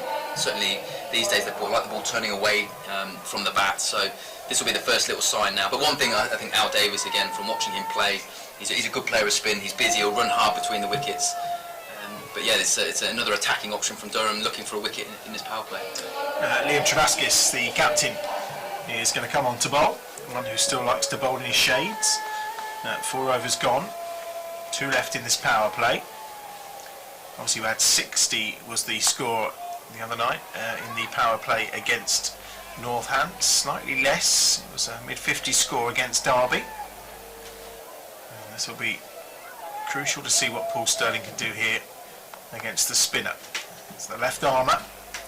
Travaskis is in, Sterling looks to cut that one away, and he's gone. Well, it's the simplest of wickets that's given away by Paul Sterling and the Birmingham Bears. The catch is taken in the covers, and lo and behold, Paul Sterling departs for 16. It's 28 for 3. Yeah, another nice tactical decision, bit of left arm spin. And you felt, like I said, that in these 9 overs, I mean, Sterling's been a little bit starved to strike. He's obviously playing well, wants to get back on ball. He'll be a little bit disappointed with that. Again, he's had a great start to the series, or to the season for Birmingham. But now, again, another man walks out who's in a nice bit of touch, played incredibly well the other night, in Adam Hose. And that is your point, isn't it? You've got Hose, you've still got Benjamin to come. Brathwaite's obviously not really had an opportunity to show what he's got to offer as well. So there's plenty of depth. At which point do you kind of go, well, we just need to get settled and actually just accumulate some runs? I think it's about roles, isn't it? I think Sterling is definitely in the team, isn't he, to play aggressively. You're not going to ask him to play like an anchor role. I think this is where someone like Al Davis, his role here will be to bat through. You know, use the power of Hose to be aggressive. Same with Benjamin Carlos. And that's where Sam Hayne's been brilliant in the last year or two again.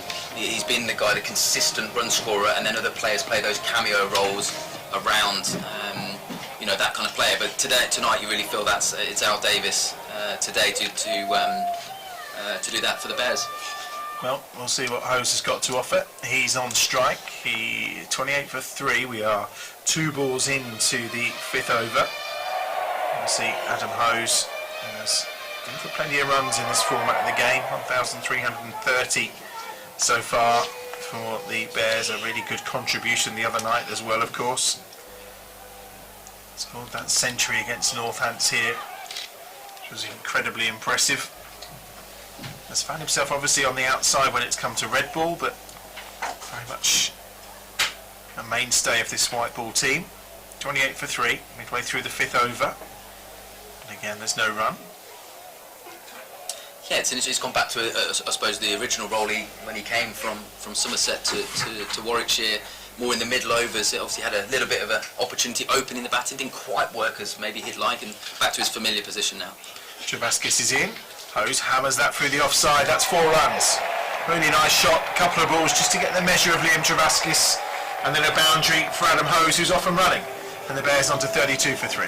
Yeah, something he does well again. Just showed his stumps there as well to the bowler, and just hit a nice, strong cricket shot. That was the impressive thing watching him the other night, again at Derbyshire. Real flat wicket, came in, imposed himself, but it wasn't just with, like I said, reckless cricket shots. He was hitting sweepers hard on the floor, which is a great way. Any young player, you know, looking to start a T20 innings, you hit the ball hard on the floor, and as you get the pace of the pitch, you get the bowlers, then you can start expanding even more, and that's something he's done really well.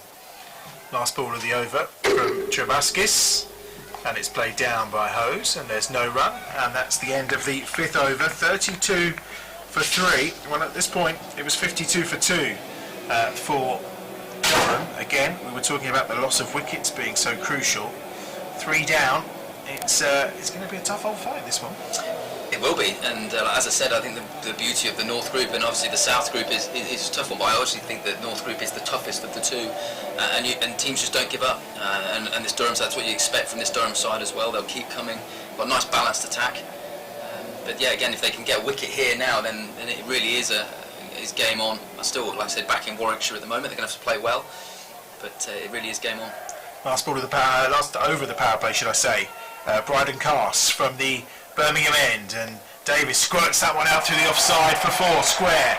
It's a really nice shot from Alex Davies, and he's off and running with a boundary count. He moves on to 6. Yeah, beautiful shot, over pitched, not quite the Yorker that got rid of Bethel, and nicely played. Again, one good thing when you're playing guys with more pace is you can use it, you can time the ball, you don't have to overhit it. There's enough there. As I said, your extra cover drives, your cut shots, they'll all race away. Just get the right technique. And as I said in the power play, when the field's up, it's just about placement. Did you prefer opening in T20 cricket? Absolutely, it's the best place to bat. Like I said, you have the opportunity to really put your stamp on the game, and the field's up, isn't it? It's brilliant. Cass is in, and he bowls again to Davies, who's always put down, but it was a really difficult chance away to his left-hand side, and he got very close to taking that, and it was, I think, is it Ben Rain, I think, who was got his left hand to it, and he's left a bit of a mark or a sting. It's actually Borthwick, should I say, who went down. Normally very good in there as well. I mean, that looked a quick delivery as well. That was more back of a length at pace. It certainly did Al Davies for pace, but so he's probably stopped 4 in a way. 36 for 3. Cass is in again, and outside of the bat, and it's going to be caught. It's a comfortable take, and it is well taken. A good catch from Paul Coughlin, and Alex Davies has gone 2, and the Bears are in trouble. 36 for 4, and we haven't even finished the power play. Yeah, I hate to say it. I mean, I think that's a pretty poor shot, and I think Al will be a bit disappointed. He's had a beautiful cover drive, and we probably know that this is Durham's best bowler. He's their wicket-taking option, really. Again, if you play him well, you're naturally going to get enough runs off all the other bowlers, and he'll be a little bit disappointed with that. Again, as I said, starting the over so well. And that's what we said, get Cass, get their England bowler, their best bowler into the game. It's the way they had to fight their way back into this game, was taking wickets, and unfortunately that one I think has really gifted Durham a wicket rather than them earning one. Chris Benjamin is the new batsman, of course, replacing Alex Davies, caught on that occasion quite comfortably by Paul Coughlin. Off the bowling of Cass, and 36 for 3. Still 3 balls remaining in this power play. And I mean, in terms of comparative scores, at the end of the power play, Durham were 58 for 4, so all is definitely not lost. There's a bit of repair work to be done here, and Adam Hose and Chris Benjamin, who put on a partnership of 98 the other night, look like they're going to be charged with doing the repair job again. It just shows what a great game. I mean, I think at halfway point everyone's thinking this is comfortable. It just shows beautifully you never judge a game, can you, at the halfway point. Here comes Cass from the far end there, and Benjamin takes a swipe, and I think he was too far away from that. Generates some terrific pace here is Bryden Cass. Yeah, and this is what we see, isn't it? It gets people jumping around a little bit playing a loose shot because it's quick. And this is the difference, and this is the beauty, especially when you're young players. You want to play this, and you want to go and play international cricket, or you want to go into the IPL or something like that. I mean, this is what it's like, playing genuine pace bowling, world-class spin. And seeing guys how they can cope with that. Scott Borthwick is getting himself warmed up. Cass is in again, and Benjamin's thinking of trying to play a ramp shot, but it was a full ball from Cass, and in the end it dribbles through and is gathered by Ollie Robinson. 36 for 4. I mean, that is a shot he plays incredibly well. A lot of people will be watching that going, what's he doing? He does play it well, but at the moment, sometimes, again, I think it feels like the way Warwickshire have gone about, they're trying to chase 200, where actually this is just smart batting now. 150, one guy gets a 60 score, people bat around, they'll do it quite comfortably. They don't have to go too hard. Last ball of Cass's second over, and Benjamin this time does get bat on ball. And there's no run, and that's the end of the power play. 36 for 4. It's a low power play score for the Birmingham Bears, their lowest of the 3 games so far. But there's some work to be done here, another 123 required, and you actually make a really valid point there, and that's the key. They have gone out as though they're trying to set a total of over 200, whereas actually they're just chasing down a fairly modest 159. Yeah, and it really, that's the beauty, isn't it? You can have all the options and the shots that you want to play, but actually it's how you use those options. And I think, like I said, I only look back, think if Jonathan Trott was walking out there for Warwickshire 10 years ago, he'd be 75 not out and they win it in the 17th over, and he wouldn't have done too much more than just do plan A, you know, pick off the bat ball, run hard between the wickets. And that's the beauty of you know, for the modern day player, is how to use all the options they've got, because you don't have to use them all every day. Hose is on strike, he's on 4, Borthwick's into the attack, and he's driven into the covers, and they're going to go through for a quick single. Benjamin gets there. It was a well-run single, and that's the other thing you notice with these two, they did run well between the wickets. Yeah, fantastic. I mean, they're both very fine players, and the one thing with Benjamin in particular that's impressed me in his short period of time here with the Bears, and also the little stint he did with the Birmingham Phoenix, is very calm under pressure. And this is obviously going to be another example to see how he's improving as well. It feels a bit like a meteoric rise, but he certainly has the ability to deal with it, doesn't he? There's one into the leg side, it's just going to be the one. The fielding being done by Paul Coughlin that time. Yeah, Paul Coughlin in particular is a good man to have on a big boundary. He's particularly quick across the ground, great athlete. And this is again, this is quite, you know, again, Borthwick come in and he'd be one of their part-time bowlers, but because they've got the luxury of the 4 wickets, they can hustle through a couple of the overs now that they need to get rid of, really, before these two get set, and they can't really afford to take too many chances against him. Borthwick with his leg spin, and that's driven down the ground this time by Hose. Just going to be one. Benjamin's gone for the second, and they've thrown it to the wrong end. Well, it's a calamity in the end that's avoided. Benjamin just went. Adam Hose hadn't even left the crease, and Benjamin was almost on him, but they threw to the wrong end, and then when the ball was taken by Borthwick, his throw, looking to try and reach Ollie Robinson, was way off target. Yeah, wow, we've had a little bit of luck there. I mean, Durham just got that wrong. They've been outstanding. They've taken everything in the field so far, and they've been brilliant, but that was a mistake there. If that throw goes to the keeper's end there, we are 5 down. Let's hope that's a little bit of luck that can just kick-start us going forward.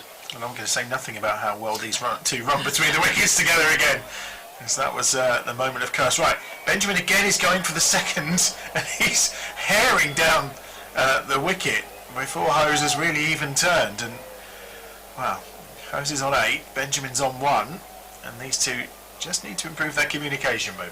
Yeah, I mean, it's always good. I mean, there's a lot of talk now, you run hard, but again, certainly this boundary here heading towards the pavilion is not a big boundary at all. So generally, if you hit one straight at him, again, and it's like a carpet out there as well, it's going to get to the fielder pretty quickly. Borthwick again, just poked into the offside this time by Benjamin, who will take a single. Score moves to 43 for 4. The IPL final on today, of course, Rajasthan Royals, 16th over, they're 98 for 5. Josh Butler top scoring, 39 from 35 balls. But as ever in a big final, no one's really setting the world alight, as so often happens. Yeah, that's right. They get a little bit cagey, don't they, finals? Here's Borthwick, cut away. Just going to be a single into the offside. One more run. And the score moves on to 43 for 4 at the end of the 7th over. And now I'm guessing it's not really a conundrum, is it, for Travaskis? You would feel at this point we're just going to see spinners trying to hustle through overs while there's just a little bit of uncertainty in this reply? That's right, yeah. I mean, again, Travaskis himself, I mean, he's a wicket taker anyway for Durham, but again, yeah, well, I mean, the Bears can't really afford to take too many risks. They've got to build this partnership, and that's the hardest thing in T20, is getting the partnership established, even if it's to 10 to 15, and that can go to 30 and 40 pretty quickly, certainly with the power and the shots these guys have got. But you know, they've got to get this partnership established and then try and find a way of putting pressure back onto this Durham side. Travaskis then will return for the 8th over, 43 for 4. 118, so 116 more required. And in those terms, 116 off 13 overs, you aren't too worried, are you, when you think about it in that respect? Not really. It's just those 4 wickets that worry you, isn't it? It's In comes Travaskis. Hose just drives. Good stop, but it's going to be a single. Fielding done by Ned Eckersley. You're right. It's the balance, isn't it? Because even if the Bears were 2 down right now, and then naturally they'd still be a little bit ahead. But there's so much power that they have in the middle order now. You know, even if they do need 10s, 11s at the back end, I still back them to do that. Well, you'd look at 77 balls requiring 115, and that's not. No, it's not here at Edgbaston. That's competition. Travaskis is in, and he just beats Benjamin outside the off stump. No run. And the one thing when you play here as well, I know that it's tempting to just look for your 6s and 4s. What you can't miss out on is the 2s. It's such a big ground, so many big pockets to hit. Travaskis in again, way outside the off stump. There's a bit of width there for Benjamin. He's hit that too well though, because it's gone straight to the fielder. There's absolutely no chance of a second run, and they move on to 45 for 4. Hose is on strike on 10, and 114 more required. Midway through this 8th over. Hose on strike. 3 men posted on the leg side boundary. 2 on the offside, and Hose again. Looks like he just tried to hit the cover off that, and he's ended up getting the bottom half of the bat, and it's back in the hands of Travaskis, who immediately is back at his mark and ready to go. 1 for 6 so far from him. Hose this time is a little more cautious and just taps the ball out into the offside, and he'll get 1 more run. 47 for 4. Yeah, it's quite interesting there. They've pushed extra cover right back onto the circle, and you think that the way they are, they keep squeezing. It's just allowed Hose to take an easy single there. Actually, the pressure's right on the Bears batsman. Actually 1 run ahead of the scoreboard. It's 46 for 4, and Benjamin swept that, and he swept it big for 6. Really nice shot from Chris Benjamin, and he brings up the 50 for the Bears at the end of the 8th over. 52 for 4. Yeah, another one of Benjamin's strengths. Very good square of the wicket, good reverse sweeper, good sweeper, and obviously paddles as well against the seamers. And that's really, again, you know, when you're watching, he knows that's his option, and that is the smaller side as well to go. So pretty brave batting and good batting. Having spent some time with him with the Phoenix last year, of course, I mean, that first innings when he came in for the Bears was extraordinary. What are the qualities he's got? He seems, for a young man, he seems to have a very level head on his shoulders. Yeah, I mean, the impressive thing, he could execute his skills under pressure, and that's the thing, isn't it? Is being able to be calm in those moments, especially on a run chase, and the way he did it, executed his skills, which was impressive. I think the big thing for him now, and like in any player in the game, there's so much information. So your second year, people find out a little bit more information about you, so can you do it again? Here's Rain back into the attack. It's on the legs of Hose. He tucks it into the leg side. It's well fielded at short fine leg that time by, I think it was Paul Coughlin. And it's just going to be a single. Hose is on to 12, 53 for 4. So it's how you evolve as a player, isn't it, as well, and what he was so impressive. I mean, again, with the little information people would have had on him last year, he was brilliant at ramping seamers and reverse ramping. All of a sudden now, a bit more information, people will put fine leg third man back. Now you ask him some different questions to hit the ball in different areas. Rain in again, and it's Benjamin who just plays that into the leg side. There's no run. Are you already starting to work for the 100? Is that obviously the draft happened? Is all that process kind of going on in the background? It has been. There has been those conversations, but I think again it's just keeping track on the blast, really. I mean, it's a great competition, seeing how all the players are tracking, and then obviously there's still a couple more places up for grabs, which is great again, because a lot of these guys still could get picked up in a wild card or picked up somewhere in there. Rain's in, and Benjamin tries to pull him. A slower ball that time from Rain, and there's a leg by. Takes the score to 54 for 4. Yeah, so there's a lot of opportunity for guys to get picked up later in the summer. But also I like the fact that it's in a block now as well, and hopefully, you know, like I said, in terms of getting overseas players over here as well, that's great that people can play the whole campaign rather than in the past, you know, when finals day has been so far that, you know, your overseas player might not be available later in the season. Yeah, definitely certainly makes it easier in that respect. And Hose was thinking of the ramp there, and it's going to be another leg by, and there was a appeal for LBW. It was going down the leg side, but again, a shot with intent that Hose was trying, predetermined, made his mind up what he was going to do. Yeah, it's quite interesting because I wouldn't naturally say that's his game. He's such a powerful player, and generally when he's playing at his best, he's hitting the ball strong, in the V really, down the ground, through the covers. Rare to see him get down and ramp under a bit of pressure. Here's Rain again. 5th ball of this 9th over.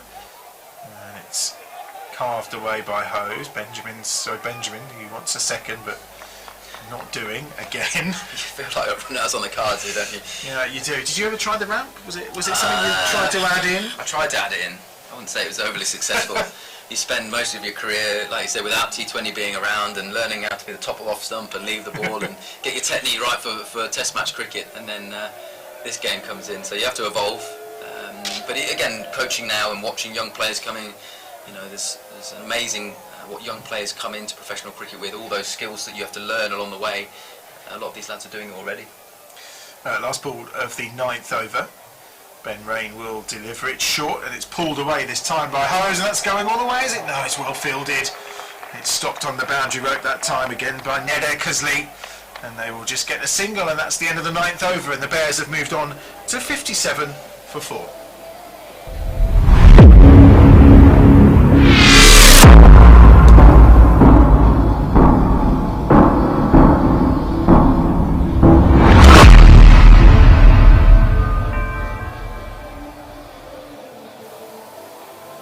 Further 102 runs then required for the Bears here from the final 11 overs. So 102 off 66 balls. We're in for an exciting finish under the lights are on. Probably not needed right now here at Edgbaston because the sun is out. The blue sky is back again after a little rain delay earlier. And Travaskis will continue. 1 for 13 so far from his 2 overs, and a dot ball to start his 3rd over.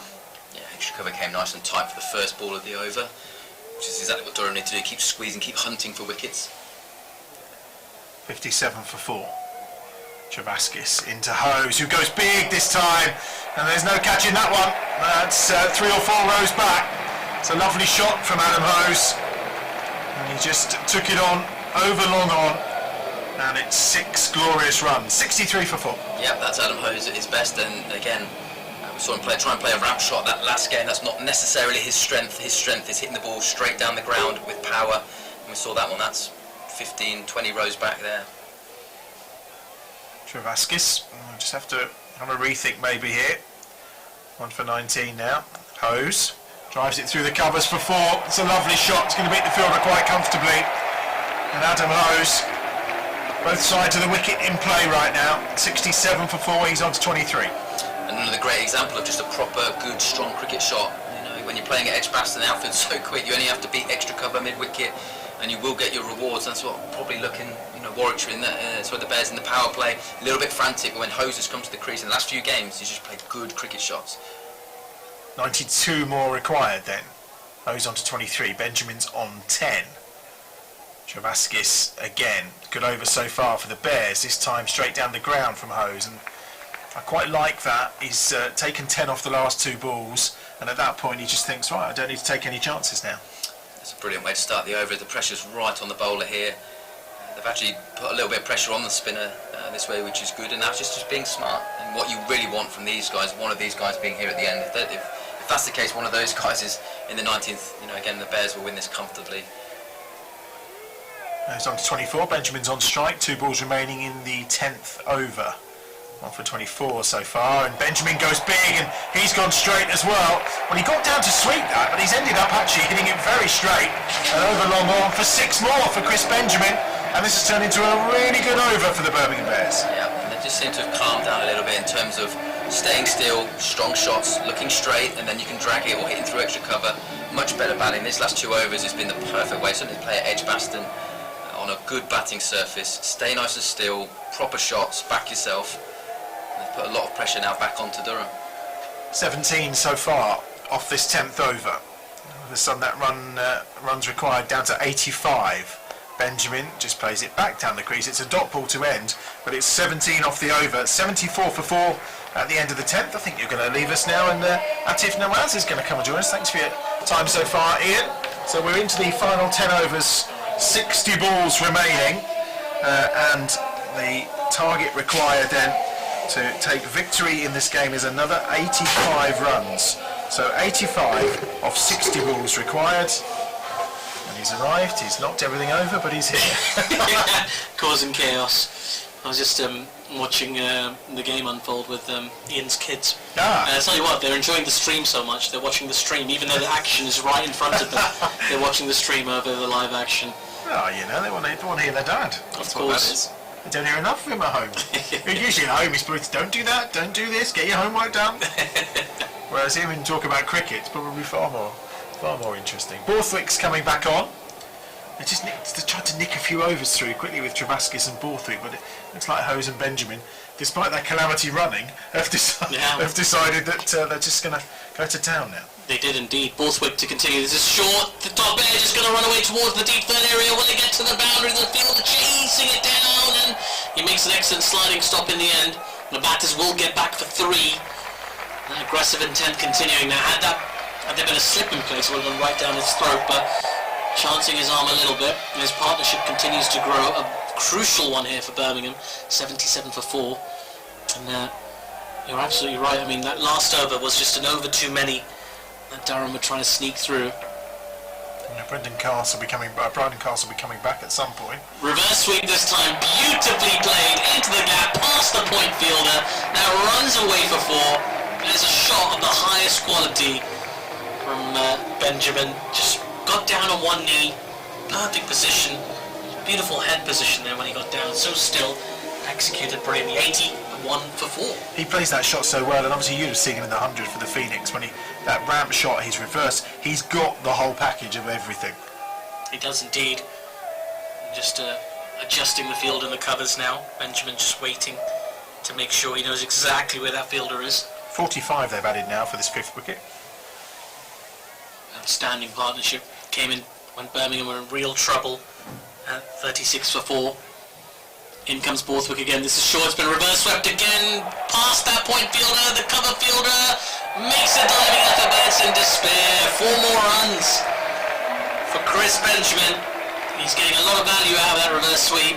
The fielder that's sweeping in the covers was moved a little bit squarer that previous ball, but not square enough.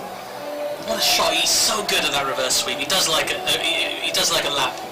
Well, it's 49 now, this partnership, off of 30 deliveries. So when you're covering, having lost wickets in the manner they did, they seem to have gone about this very much the right way. Bringing a lot of confidence into this game after that win against Derbyshire as well. Good partnership there as well between these two. 98 that was. 98. Enjoy batting together. Another short ball from Borthwick has been cut away nicely in the conventional manner this time. And yet another boundary in the covers. 3 in a row for Chris Benjamin.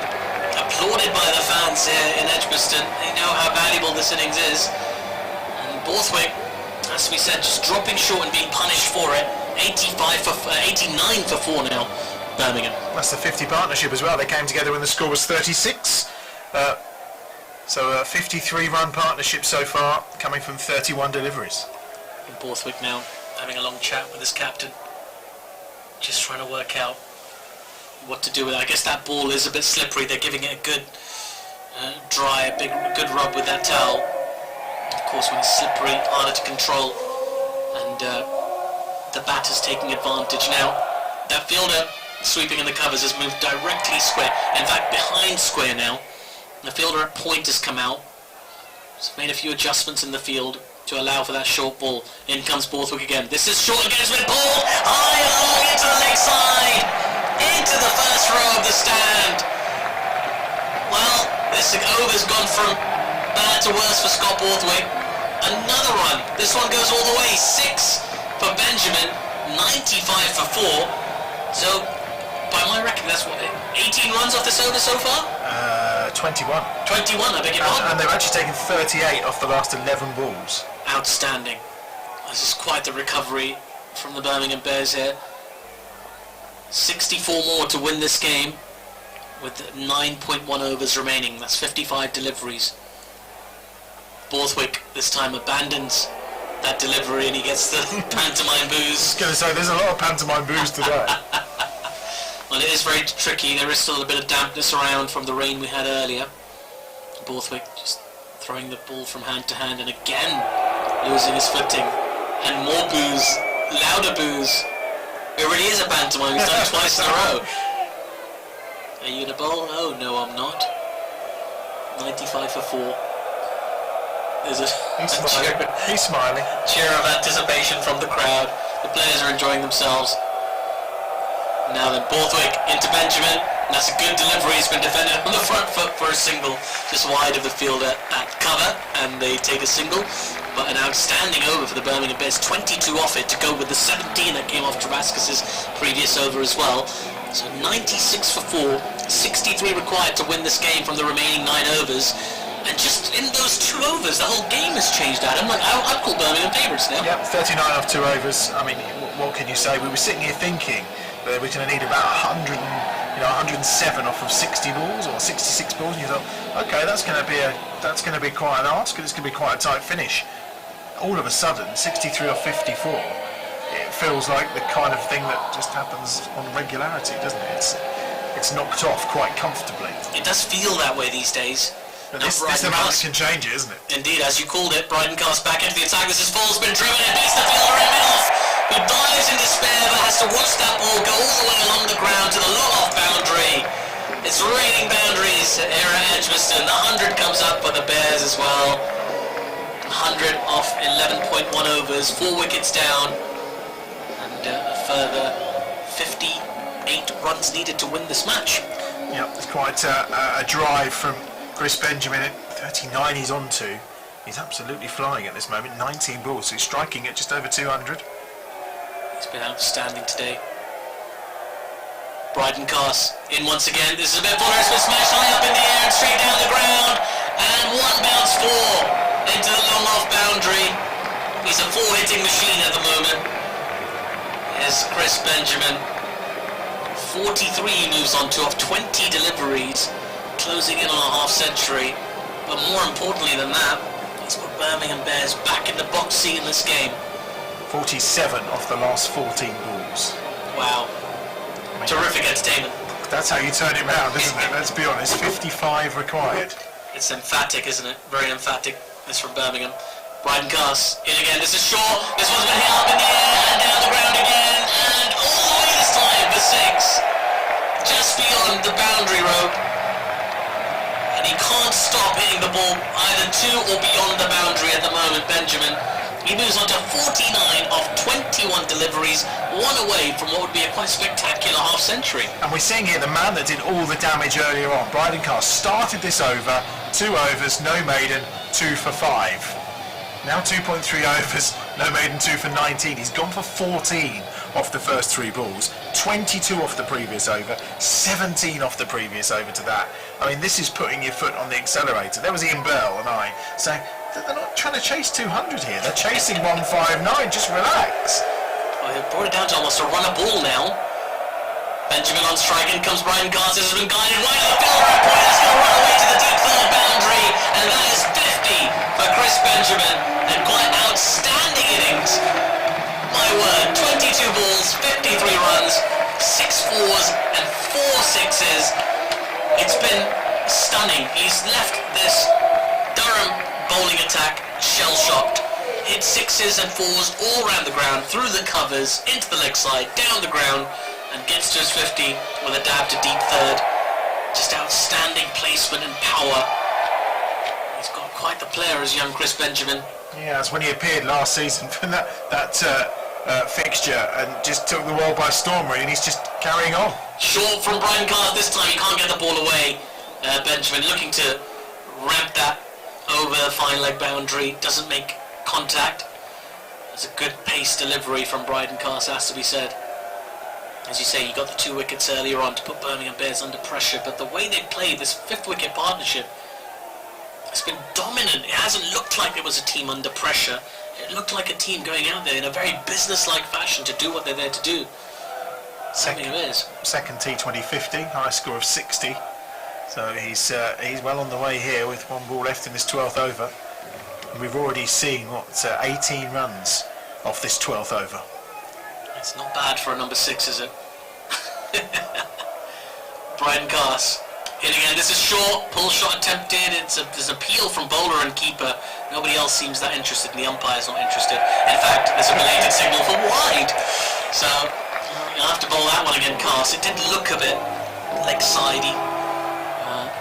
And Benjamin will get another delivery to face in this over.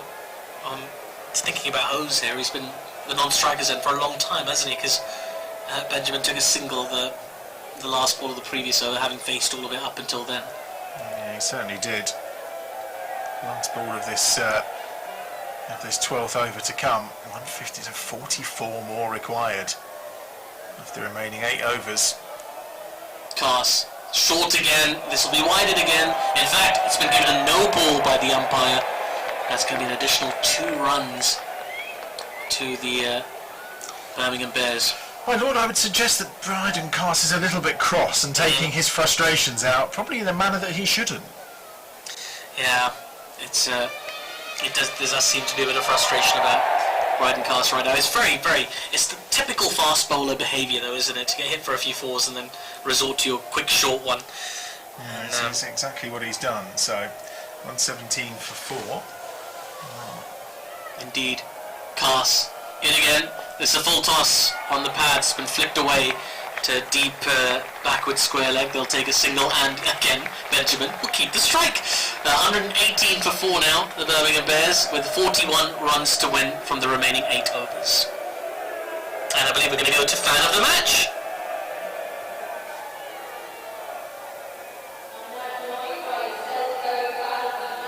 What's your name? Katie Clark. And Katie, where have you travelled from? Burton-upon-Trent. And I've got to ask you, who's your favourite Bears player? Paul Sterling. Why is it Paul Sterling? Because he hits lots of runs. Okay, well, congratulations. You won yourself some tickets to Warwick Castle. So well done. Well done, young lady. You get to be fan of the match. Good choices. I like that. She said Paul Sterling was her favourite player because he scored 100 runs. Say what you see. I like that. Travaskis back in for his final over. His first ball's been played just wide of a mid-off region. They run through for a single. When you said well done, young lady, was we talked about Noreen or whether you were talking about... I like Noreen's coat. You like Noreen's coat? Well, I'm wondering how many animals were damaged in the process of putting it together. Peacock feathers, are they? I'm not sure. I'm sure it's faux, whatever it is. It's all faux stuff. It's very nice, though. I'm not sure it'd suit you. No, well, I was looking it up online, but never mind. Back of a length again, pushed again to the long on boundary. In fact, they want to come back for 2. They're rushing and they're going to make it very quick between the wickets. Hose and Benjamin. Another couple to the score. Applauded that running by the fans here in Edgbaston. 121 for 4. Well, after that running earlier on, I'm not surprised. We were talking the other day about my trip to the Harry Styles concert that I mentioned. Of course. Lots of people there were in feathers and boas and stuff. Were they really? Apparently so. It's a Harry thing. This is falls, but smashed high up in the air. Does it have the distance to clear long off? I don't think it does. It's been caught at long off. Hose's inning comes to an end. And the partnership comes to an end. Is this just a little sniff here for Durham in this game? Do they still have a chance to get themselves back in? Adam Hose, looking to be emphatic like his partner, has hauled out to long off. He has to go for 29 off 21 deliveries. And Birmingham Bears lose their 5th wicket. 121 for 5. Still 38 runs needed to win. A few sub-fielders taking catches in this game, which is what's just happened there as well. Hose is the man out, but I mean, they just keep coming, don't they? It's almost like you put one back in the hutch and, oh, lo and behold, here comes another. And anyone who saw Carlos Brathwaite's cameo at Derby when he smacked one out the ground, I think he faced 3 balls. And one was a 4, one was a 6 that just disappeared. Then he was out. So he's out there now, 38 required off 7.3 overs. I mean, Carlos last season was very clever in these scenarios. Yep. We didn't see the Carlos that we sometimes expect. And being captain now, I think he'll be very responsible and just say to Chris, you just carry on doing your thing and I'll milk it round. Yeah, he can. Carlos Brathwaite, one of the biggest hitters in the game, a quite remarkable cricketer. But he's also, as you say, got a very strong cricketing mind, but given the responsibility of captaining the Birmingham Bears this season. He comes out to the middle, he's on strike. He's got Travaskis, who's managed to take 2 wickets so far today, coming into him. That ball takes a thick outside edge, goes just wide of the fielder. No, there's a good diving stop. A short third, no run. It's been a while since we've seen a dot ball. I was going to say, it's almost unheard of, isn't it? Travaskis will be grateful for one. He went for 17 in his previous overs. His previous over, I should say. His first 2 over only went for 13 between them. So his day's been a bit of a mixed bag. And he comes to Carlos Brathwaite again, who punches this off the back foot. Can't beat mid-on. It's another dot ball. Looking to create a bit of pressure here, Durham. They're not going to roll over and let Birmingham Bears win this game with ease. 121 for 5. Travaskis in once again. Lots of flight on this one. Down the leg side, though. It will be given a wide.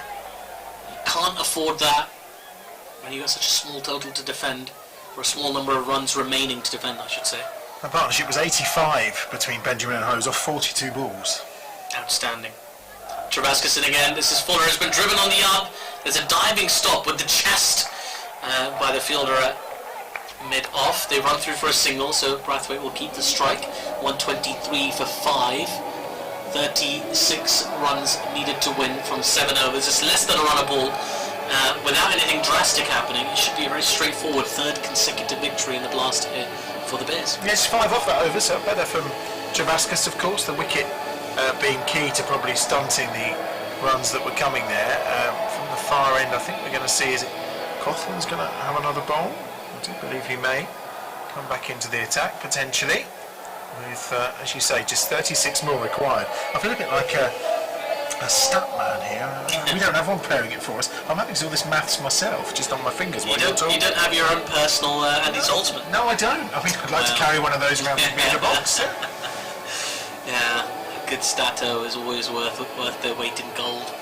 But they're so easy to get hold of nowadays, stats as well. It's just hard when you're multitasking, I imagine. Just trying to, 7 times 6 is 42, yeah. Coughlin is in, that ball takes a thick outside edge, it's running away towards the 3rd boundary. Now there's an excellent diving stop there. It's right beneath our vantage point here in the commentary box, so there's a bit of guesswork, but fortunately we've got the benefit of our stream here, and I can tell you that's just another single to Brathwaite. There's a big kind of booming shot attempted there. I don't know if he's looking to just work the ball around, Adam. I don't think he is, no. 35 more required. He probably feels, well, we could get home in a couple of overs here. Conscious about that run rate all the time.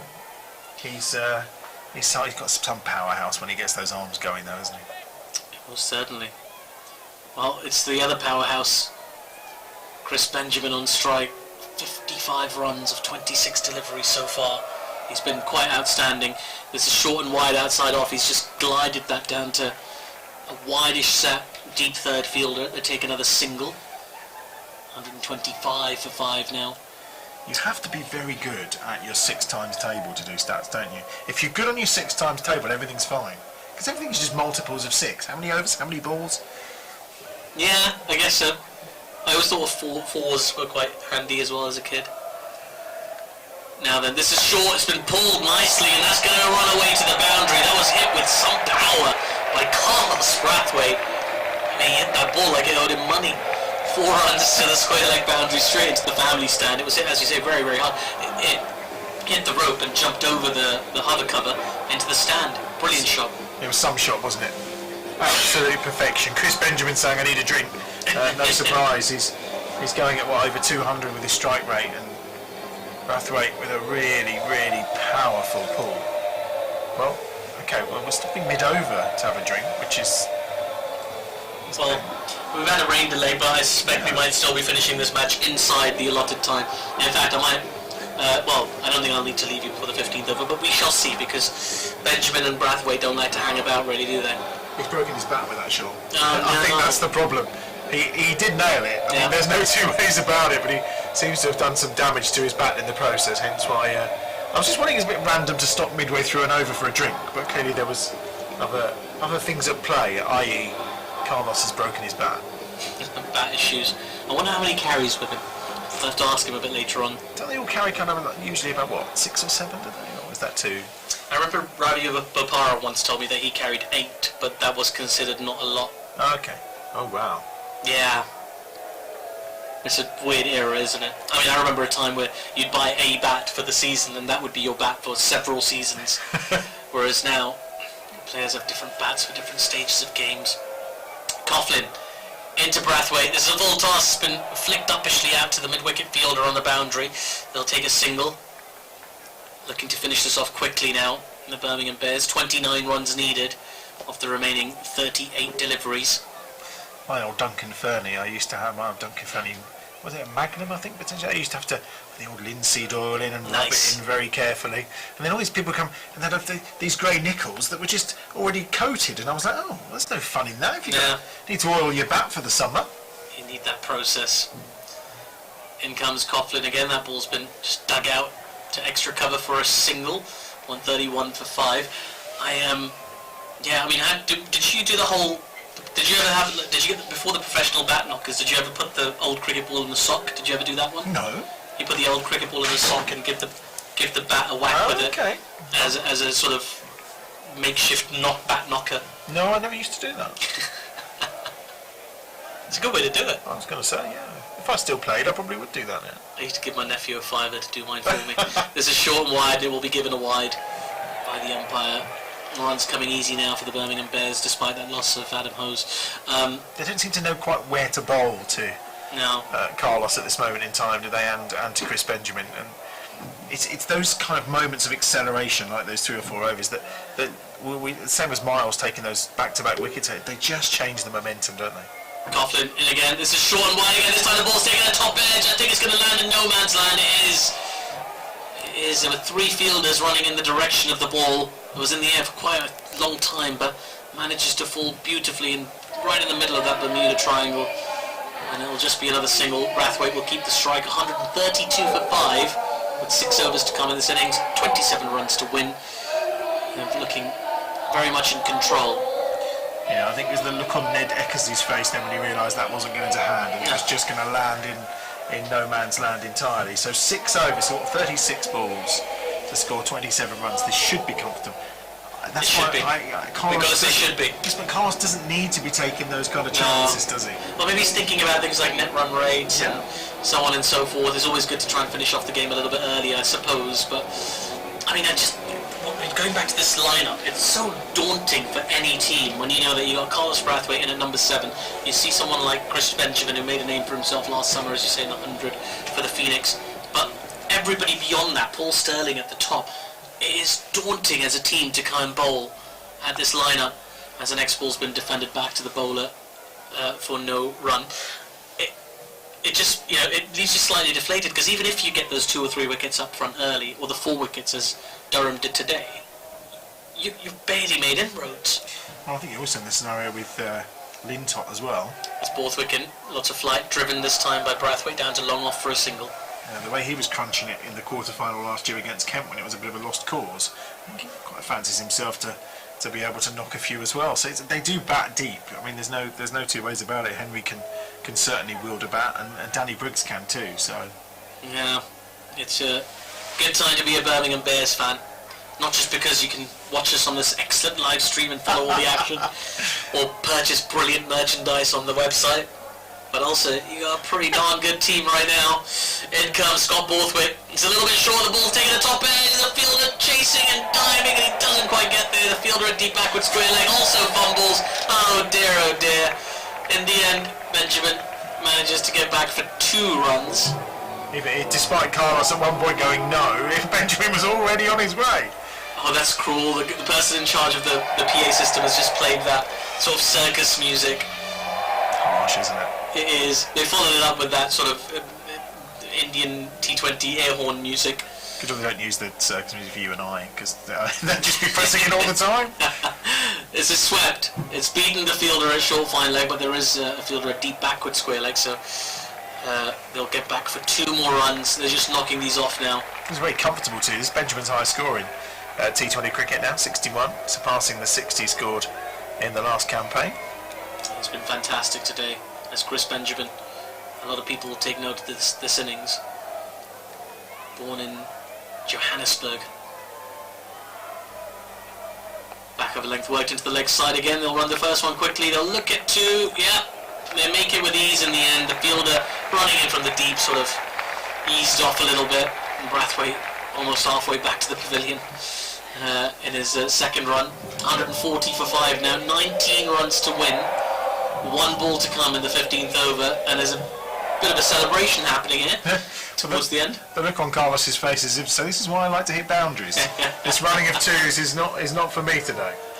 Borthwick in again, a bit fuller, worked gently into the leg side, and Brathwaite put his hand up immediately as if to say, just the one, Benji, you can have the strike.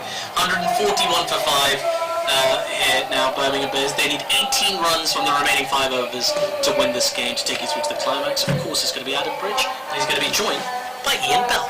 Thank you very much. Atif will catch you shortly downstairs, of course, once this game is done and dusted. 18 more runs required to win then from 5 overs. It's that acceleration that we saw from Chris Benjamin and Adam Hose.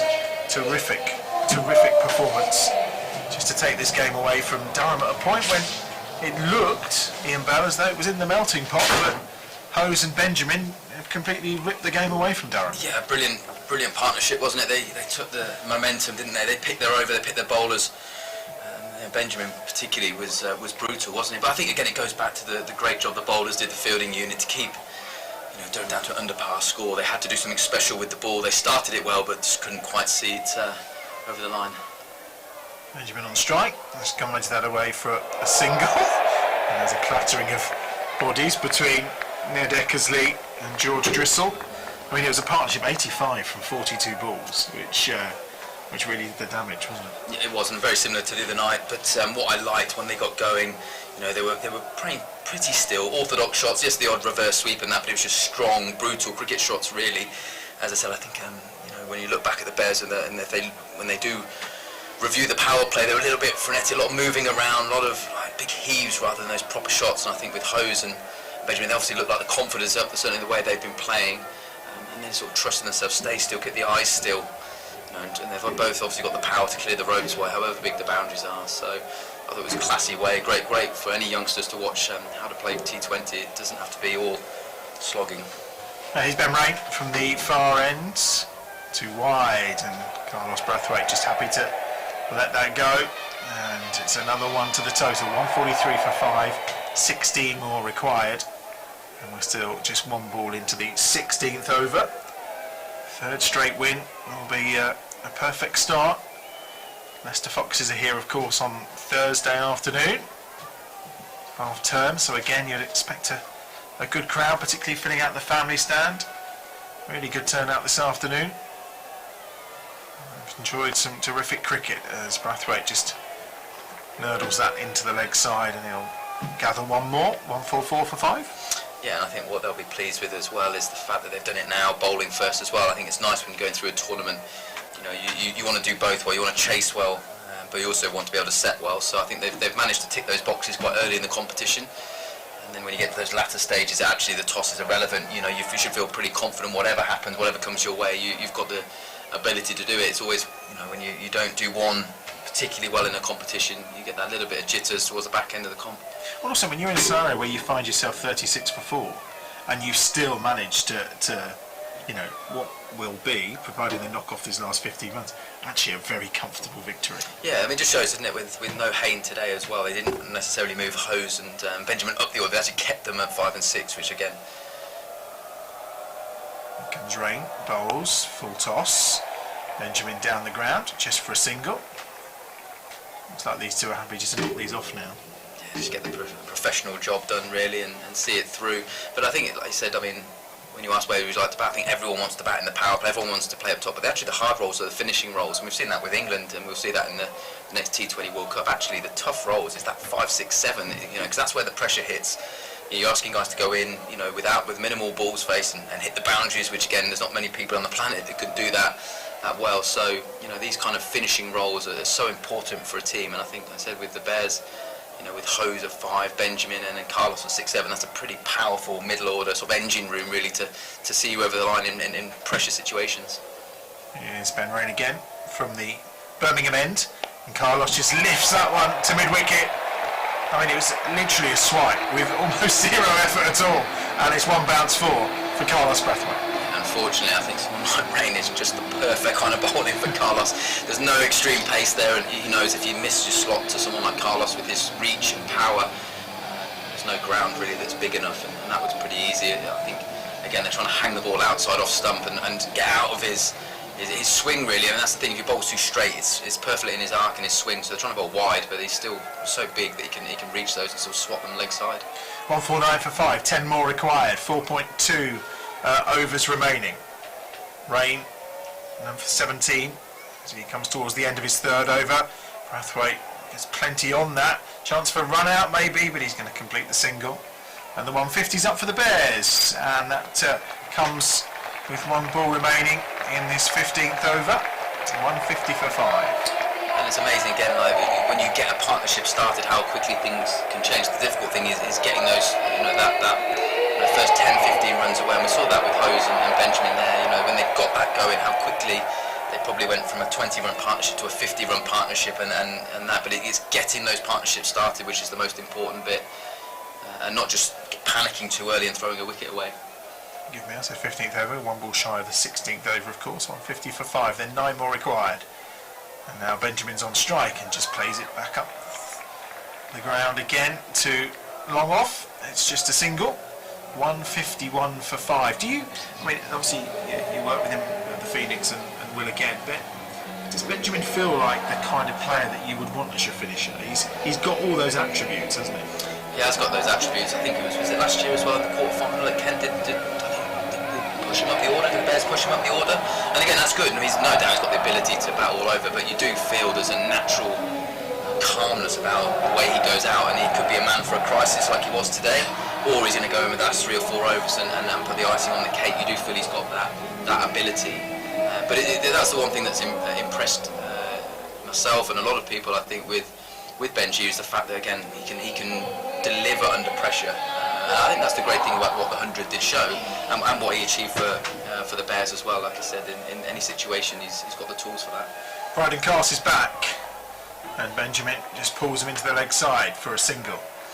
After those first 2 overs from Carse, with just going for 5 runs and obviously taking a couple of wickets, they just decided that he had to go, didn't they? And they just played good cricket shots to deal with his pace and his tenacity. And actually, at the end, Carse just seemed to lose his head a little bit. Yeah, and I think it's the difference as well. They were both set as well, and also the ball's a little bit older. Sometimes I'm not saying you have to give them respect, but again, it's not easy taking on a guy bowling 90 miles an hour when you've only faced a couple of balls. But when those guys were set, it just showed how much easier it is to do that. And that is the battle, isn't it, of T20? It's picking and choosing the time when you put your foot on the accelerator, and then sometimes seeing out and over. Carse is in, and Carlos Brathwaite is a short ball, and he just takes a swipe at it, but real with any conviction. 7 required. Looking at this field, I don't think Carlos is going to get a lot in his half. I don't think, with mid-on, mid-off, up, fine leg, third man, deep square, and a deep point, it suggests it's all going to be back of a length or aimed towards the badge on the helmet. Carse went for 22 in that third over, absolutely picked apart by Hose and Benjamin. He's in again. Oh, that's fallen wide. Wow. May have been a no ball, and it is signals a no ball. It's above waist height, so that will be a free hit.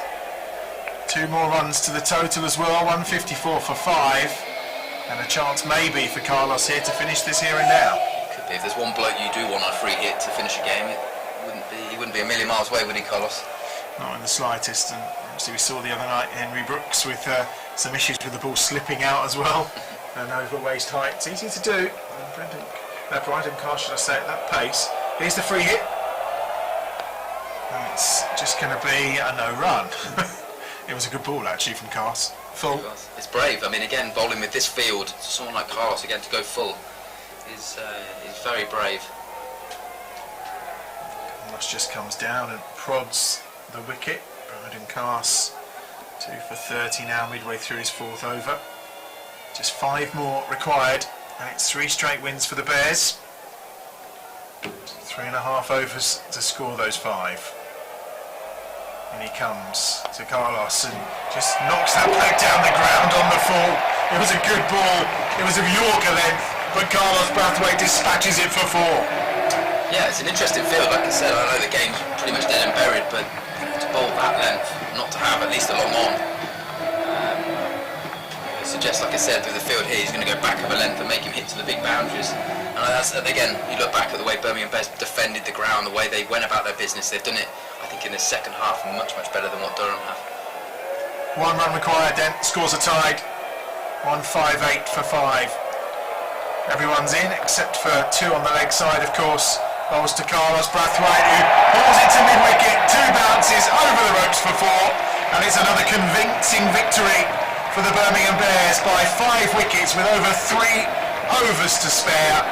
Brathwaite finishes on 23, Benjamin's unbeaten on 68, and it's 3 wins out of 3 at the start of this T20 Blast campaign.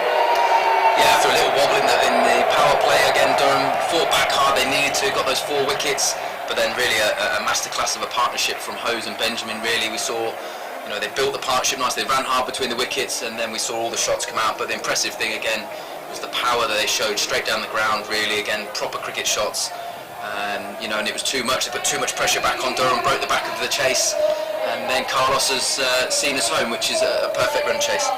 It was, wasn't it? I mean, I think we were all a little bit concerned at the way they lost some of those wickets towards the end of the power play.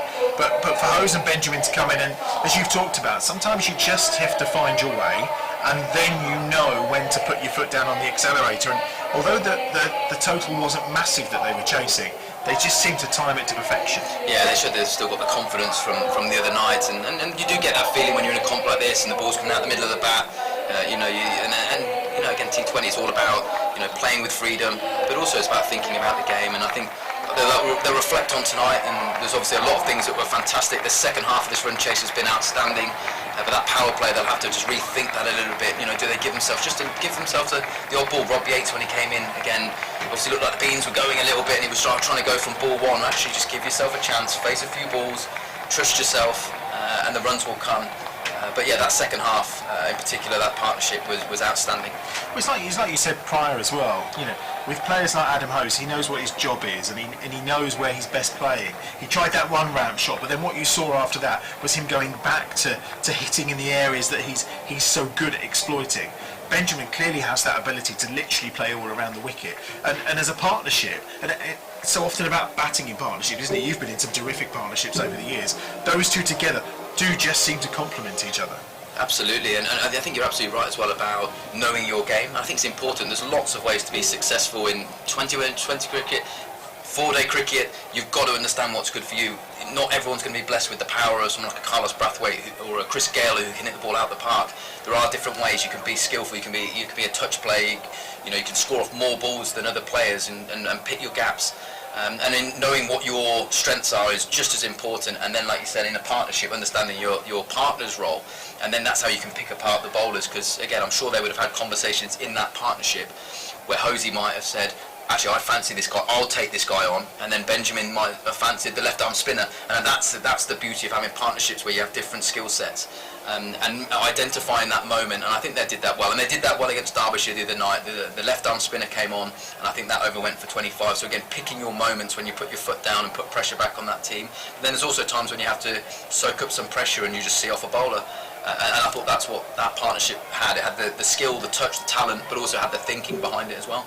Ian Bell, pleasure as ever. Thanks for joining us today on Bears Den TV for our live stream of another terrific victory then. It's a win by 5 wickets over Durham. It's 3 wins out of 3. Of course, Leicester are back here again on Thursday, so we'll be live streaming again for that on Thursday afternoon. But let's get some post-match reaction. Let's head downstairs and join Atif Nawaz.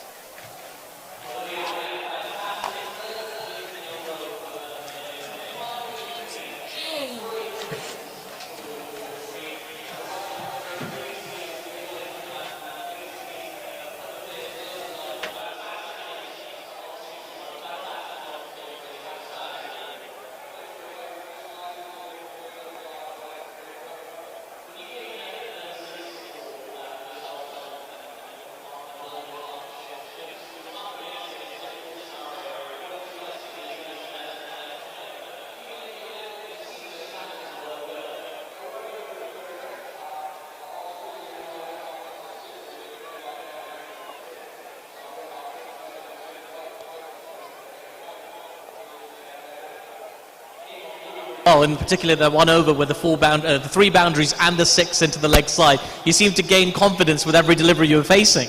No, I did indeed. As the innings went on, I was seeing it better and better, and at a stage just felt like I could hit any ball for a boundary, which is a nice place to be in as a batsman. Yeah, it must be quite comforting, really, when you know you've got Ricky Carlos Brathwaite coming in at number 7. You know that you've got a lot of room and license to play your game. Yeah, definitely. I think it's one of the big strengths of the side this year. Sort of from 1 to 11, we've got a lot of powerful batsmen. So whether you're batting top of the order, middle of the order, you've got a lot of confidence with the guys coming in after you, so you can just go out there and play real positively. 3 wins out of 3. Must be feeling really good about that. Yeah, fantastic start, but it's just a start. Long competition, so we'll enjoy this win, but go again next weekend and hopefully get a few more wins under our belt. You played fantastically today, Chris. Well done. Congratulations. Thank you very much. Chris Benjamin there, who's going to be the player of the match. Absolutely fantastic. You've got your adoring fans there. You can say hello if you like.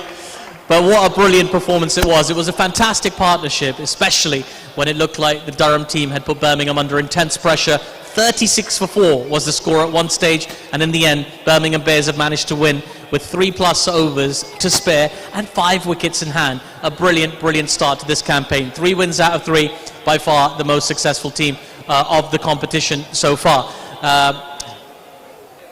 Right, so we're going to be back here at Edgbaston for more. There's a second game as well taking place tonight, so make sure you stick around. It's going to be absolutely fantastic. The Central Sparks versus the South East Stars. We're hopefully going to get the coin toss of that a little bit later on today. But that game's going to be on as well. Make sure you stick around. It's going to be a fantastic contest. The Sparks, of course, have won 3 games out of 3 so far. There's a ball that's just come out of nowhere, nearly hit us. That's very good. They're practicing away. It looks like it's going to be a gorgeous afternoon as well. The weather looks nice and clear. But for now, we're going to leave you, and we'll be back very, very soon. Goodbye.